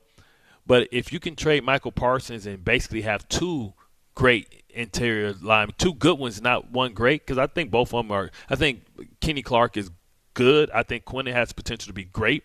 Kenny Clark's better with Quinnen there. Yeah. Did you see him go to work yesterday? Yeah. Yes. And now he's infinitely better. You can tell that the respect level is the same because they didn't take that jersey from Kenny Clark and give it. You saw Quinnen out there with the Reggie White. Yep. I was like, well, if you're gonna do that, you better develop a hump move because you don't be disrespecting the 92. Not had no hump.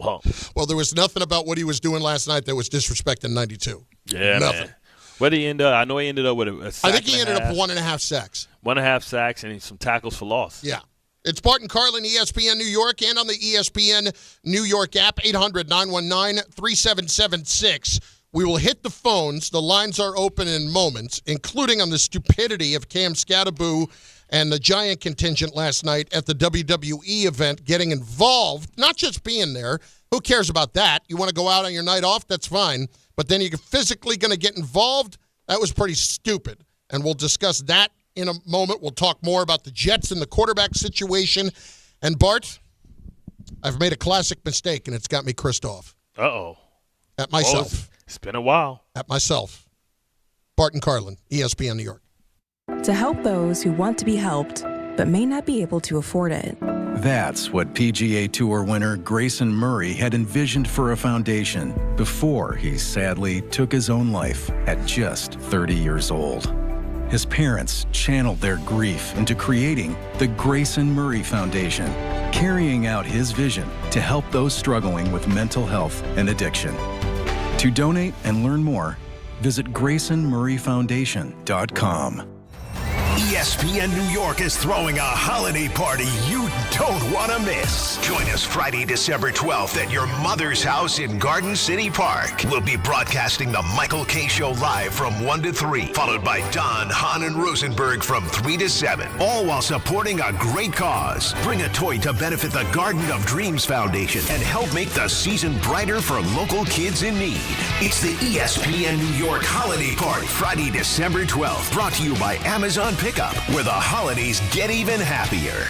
Is college even worth it these days? At Empire State University, it actually is. They are SUNY's leading online university. Flexible, affordable, and built for real life. With more than 120 degree programs, you can study what matters most to you. And students agree, they're ranked #1 in student satisfaction among SUNY schools. Whether you are finishing what you started or starting fresh, your goals are within reach. See for yourself. Visit SUNYEmpire.edu before the next term begins. Listen up, football fans.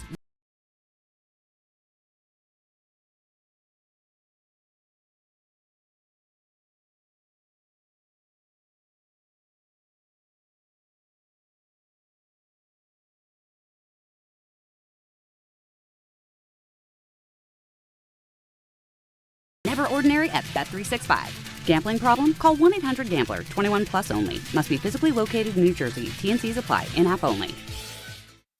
New York Lottery's holiday scratch-off games are the perfect gift for everyone on your list. Like me, your Aunt Jules. I told you I didn't need a gift this year, but I secretly really want one. Or me, your neighbor Frank. I hope you didn't forget I'm coming to your holiday party tonight. Or me. Why does no one ever think of the voiceover guy? Anyway, New York Lottery's holiday scratch-off games have more winners and top prizes up to $5,000. Please play responsibly. Must be 18 plus. Gambling problem? Call 1-877-HOPE-NY or text HOPE-NY. Some people just know you can save money on car insurance by checking Allstate first. Like you know to check the weather first, before wearing face paint to the game. Bro, your Go Cats is dripping into your nachos. Oh, and now paint is in my eyes. Interception! Did you see that? No! Yeah, checking first is smart. So check Allstate first and see what you could save. You're in good hands with Allstate. Potential savings vary, including based on how you buy, subject to terms, conditions, and availability. Allstate North American Insurance Company and affiliates, Northbrook, Illinois. Feeling stuck on your own 10-yard line in the career game? Maybe it's time to just go for IT. My Computer Career has the game plan to score a rewarding new IT career in months. Whether you're a rookie, a breakout career changer, or a military veteran ready to serve. Why spend years chasing a college degree when you can fast-track your future in IT starting now? Take your mark, get set, go for IT. Take the free career evaluation at mycomputercareer.edu today. Financial aid is available to those who qualify, including VA benefits.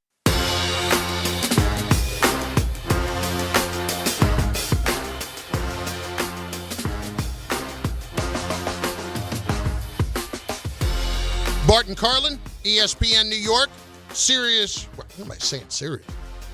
It's from Sirius from when I was on ESPN Radio, for Pete's sake. ESPN New York. Bart is with us. He is down in Baltimore today. We are also available on YouTube, on the YouTube New York ESPN New York page, where you should be watching the show. Can I speak? What the hell happened? All of a sudden, I can't say anything. I don't know what's going on.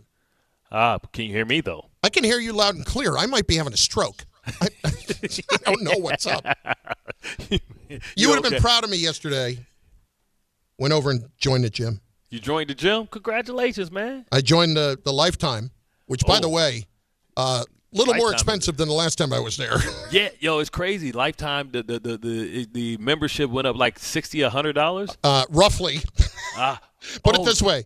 It's a good thing they don't have a contract because I'm going to go, but I also know that I got a parachute if I need it, and I'm not going to get burned every month. But the cool thing is, man, like they just opened up a Lifetime all around us. So it's one right down from us in Wall Street, and then they opened one right across from the garden. First of all, Lifetime, we giving y'all this juice. Y'all need to sponsor something. Exactly. You know y'all need to sponsor something. Y'all got enough money. We paying me and Carlin both. You got my fat ass going in there every day. At least a little membership wouldn't kill anybody. You know what I'm saying? Spend some money. Yeah, exactly. And they don't even give you free bagels and pizza like the competition for $10 a month. You know what I'm saying? It is amazing that you go to a gym and they give you free bagels and pizza.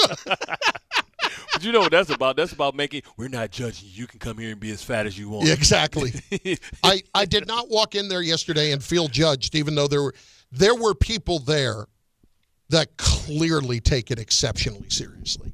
Yeah. Like you just know, like the outfits and everything. Oh my goodness. The coordinated outfits. Yeah. It's fashionable. Like it's a statement. Guys wearing sets. Yeah. You got to think. There are women now that probably wear gym clothes more than they wear regular clothes. Especially like the house moms, they drop their kids off, they go to the gym afterwards, and then they pick their kids up. First of all, there's no way that I could ever go somewhere, sweat, let it dry, and then you can be around me. Yeah. So I kind of did that yesterday, but I wasn't overly sweating. I don't know. Put it this way, I just get the juices flowing a little bit on day one. I don't know what comes out of me when I work out. I don't know where it comes from. I don't know if I need some chlorophyll. Yeah, but it is not. Bro, I cannot walk around with the wet clothes that dry.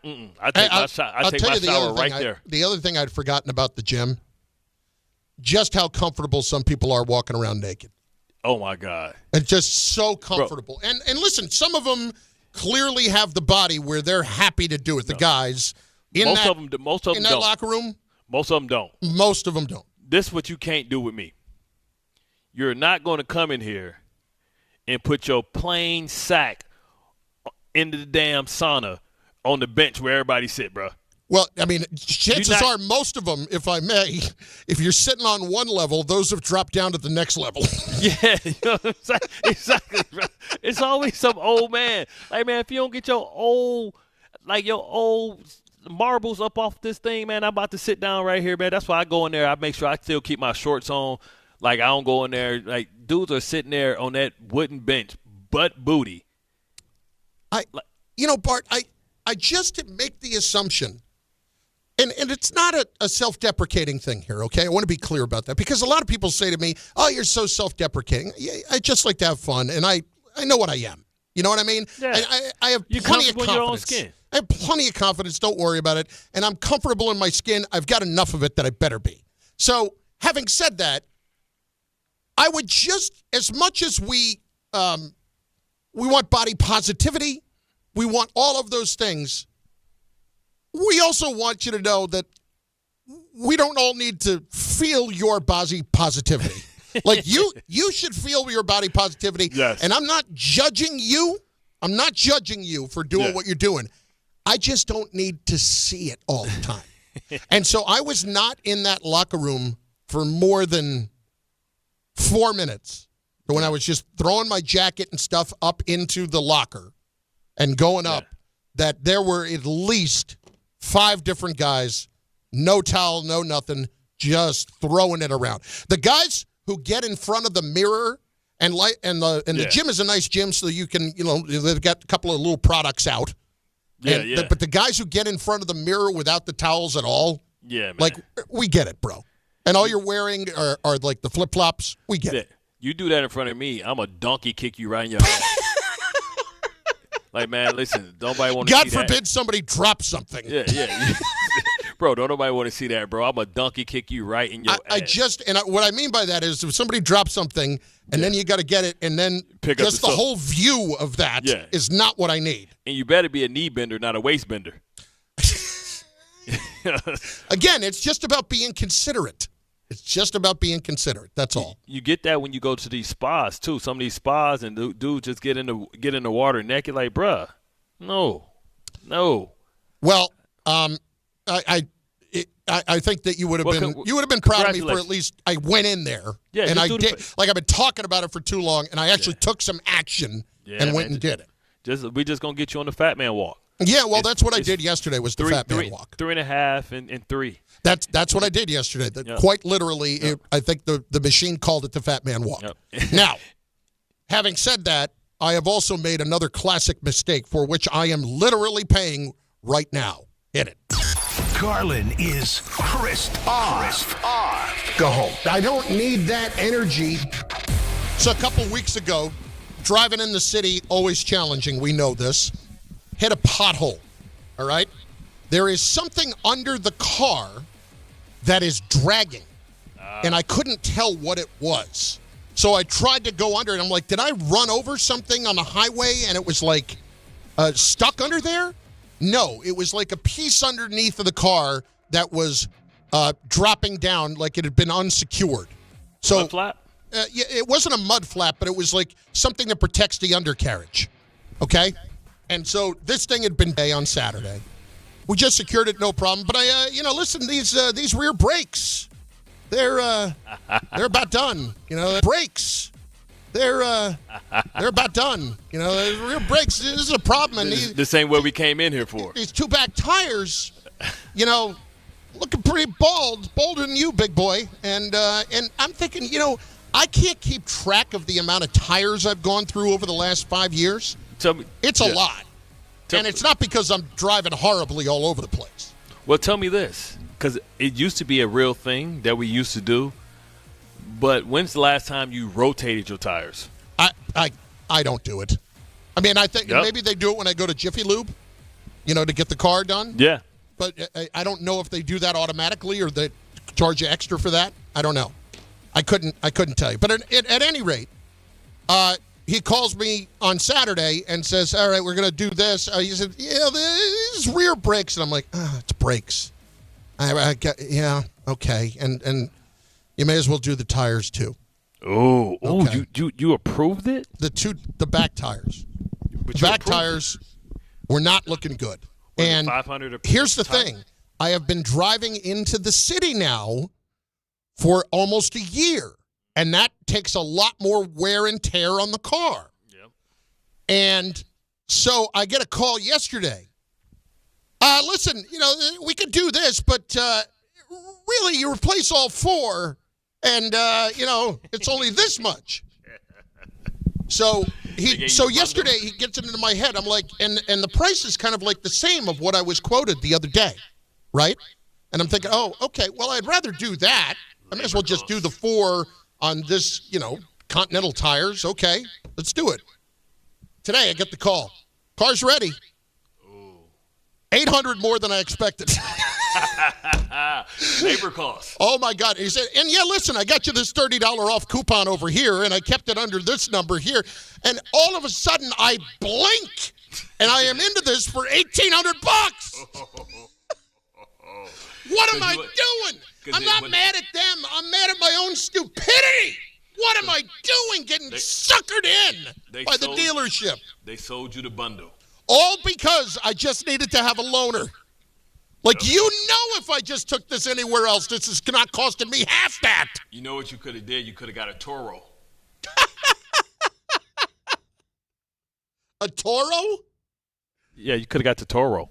What do you mean? Toro is like a site where you rent other people's cars, personal cars, kind of like Uber. You go and you rent their cars. You rent their? I've never even heard of this. Ray, you heard of Toro, right? Like, you see people, most people in New York don't have cars, so when they want to go upstate or something like that, they rent a Toro car. No, I've heard like that, what are those cars that they park in the spots? Zip cars. Zip cars. Yeah. Yeah, but Toro's like that, but Zip cars is with what I ended individual. up with was the Carlin, you got screwed car. That's what I got. Because I'm going to go over there and pick this up, and now I'm about to get my clock cleaned. Let's check, make sure we got enough room on a credit card. They always get you like that, man. They upcharge the hell out of you. But I can't believe I fell for it.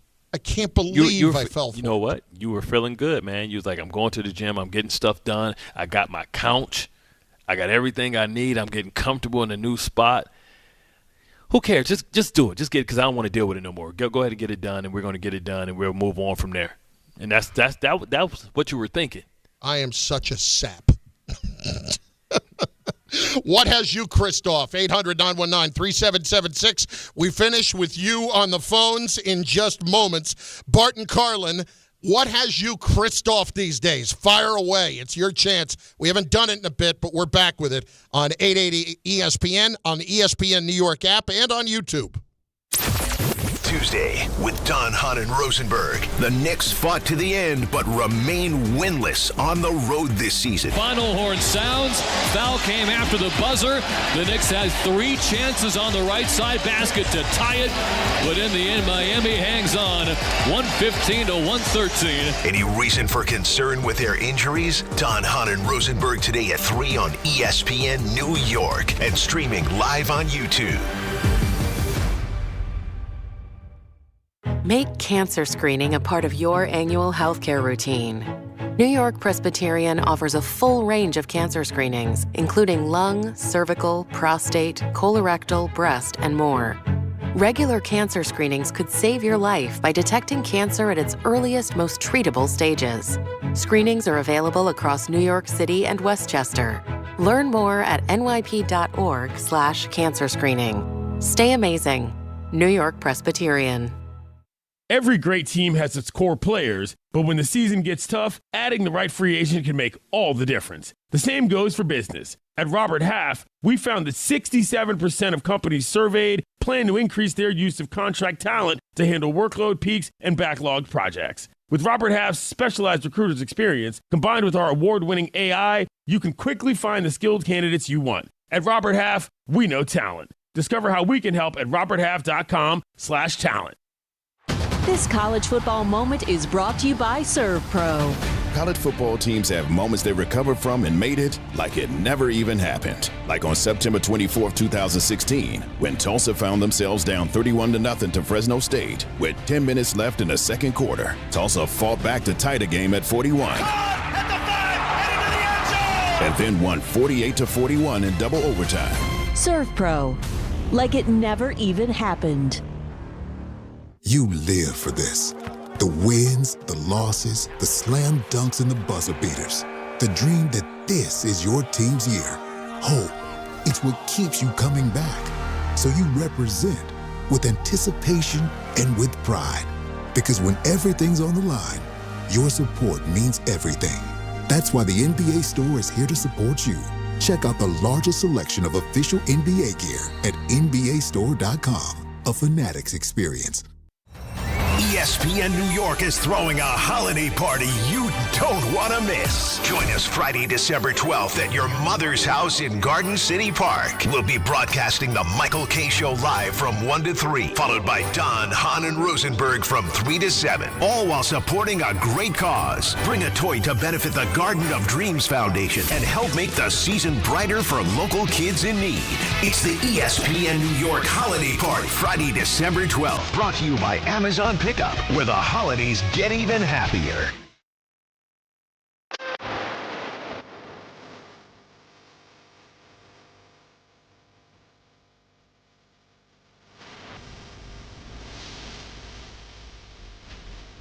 What are we at the club?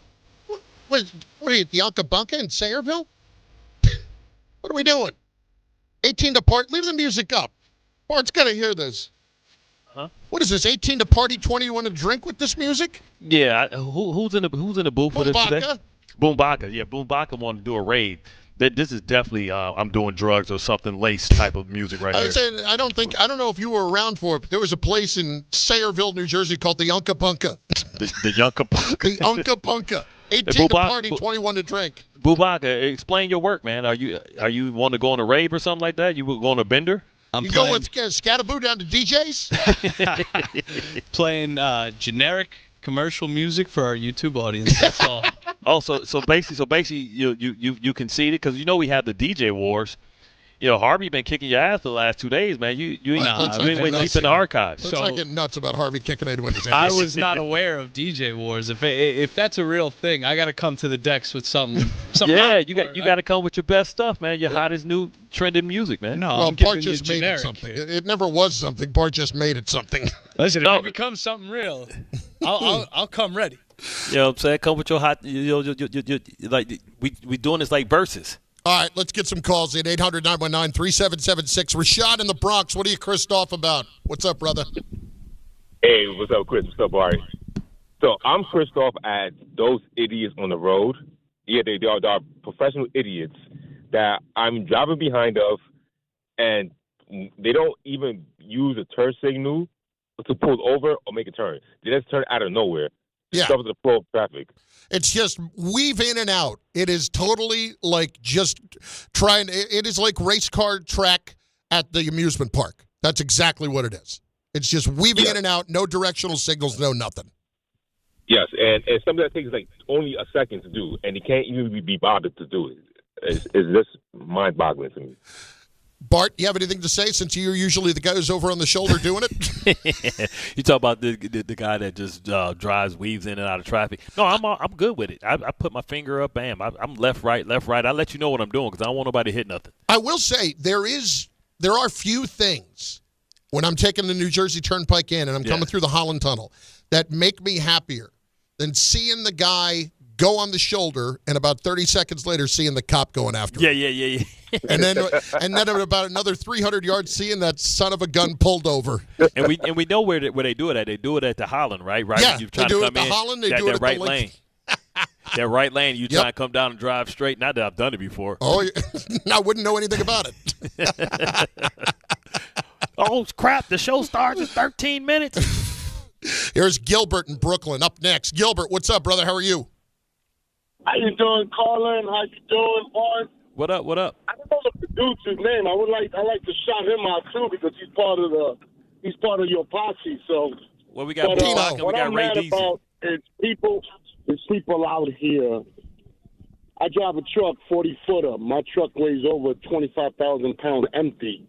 You could imagine fully loaded. I got 24 pallets on my truck now, and you got these little cars that try to maneuver and beat you to a spot when you're already at that spot.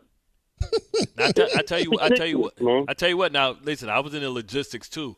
One thing that'd be crazy though, when the 18-wheeler is in the left lane, going about 80, like they'll run your ass off the road if they got a deadline to get to. We're not allowed, Bart. We're not allowed to be on the left lane. The left lane is strictly restricted to cars. You got a governor on that? You got a governor on that thing? Yeah, you got the governor on yours? Of course, my brother. Okay. Now, you know the crazy thing, because I'm in logistics, right? We have like the Netrodyne system, and you get like these extreme like acceleration, or if you like grab your phone, they got the camera in there. You probably have more freedom being in an 18-wheeler than that, right? One last thing, Bart. I just wanted to tell Carlin, why is it you don't have an automobile promo? You know what I'm saying? Like Michael got Cadillac, and everybody else is getting, Pontiacs and everything, man. We got to get you with a promo, brother. Get you a free vehicle. From your lips to God's ears. So tell us this. What kind of vehicle do you envision Chris being in? You don't think they're listening? They're listening. Talk to you later, guys. See, I listen. You know what? You know what the vehicle I envision being in? The free one. Ray Deasy said Mini Cooper. You laugh, Ray. My brother Steve. Bart's met my brother Steve. My brother Steve is 6'6" and probably 280 at his highest weight. He's probably about 250 now. Yeah. He had a Mini Cooper, and he and I got out of that thing, and it was like a clown car, man. It was beautiful. Hey, the crazy thing is those little cars be going. They got a lot of room, man. Yeah. I was not uncomfortable in it. Was it a two-seater, basically? Basically. When you, like, no space. So a lot of times they'll put two seats in it so it changes the category so you can still save money, but it ain't really workable. You ever remember, you seen guys like the drop-top Mercedes-Benz, and you like, nobody can fit back there. You can barely put groceries back there. Yeah, no actual body of any sort was going to fit in. I don't even know if you could call it a back seat. I don't even know if there was. I don't think there was one. But the two of us in it, like you would think, like we'd be hunched over it. There was plenty of room, man. There's plenty of room. But it's just when you get out how funny it looks. Yeah, it's like, hold up. And I was up there at that point when he had that thing. I was up there. Like even more so than now. You ever see like the big dudes in the Lamborghinis, so they have to get out with their hands first and pull themselves out from underneath the steering wheel because the car's so damn low they can't get out. I know those dudes. I am that dude. Except I've never been in a Lamborghini. Chris in Long Island's Christoph. What's going on, dude? Or Matt in Long Island, I should say. Matt, what's going on? Good morning, guys. How you doing? Good. What gets me aggravated on the road is the amount of gas I leave in gas pumps. It's cold out. It's windy. You got to get gas. You also got to go to the bathroom. You got to relieve yourself of number one. Yeah. You put your money in. You start to pump. Man. It goes $1, 2, 3, 4, 5, 10, 12, 15, $18 like that. All of a sudden, when you get to the amount, it starts to go slower and slower and slower till you get to your $20 mark. You don't know how many times I left 20, 30 cents in the tank because I just had to go to the bathroom. I couldn't. Anyway, that's what aggravates me. You know you can you can get a pair of Depends and just let it roll, baby. You know what I'm saying? I'll tell you what. If I get to that point, just pull the plug. But I just don't want to. No, but a lot of like NASCAR drivers. That's what they wear. Yeah, that's different. Like if you're going on a long road trip and you're not stopping, that's different. Remember the astronaut that was going to catch her boyfriend? She put the pants. That's right. She wanted to stop. You know what she had to use the bathroom. You know what she had? She had a plan.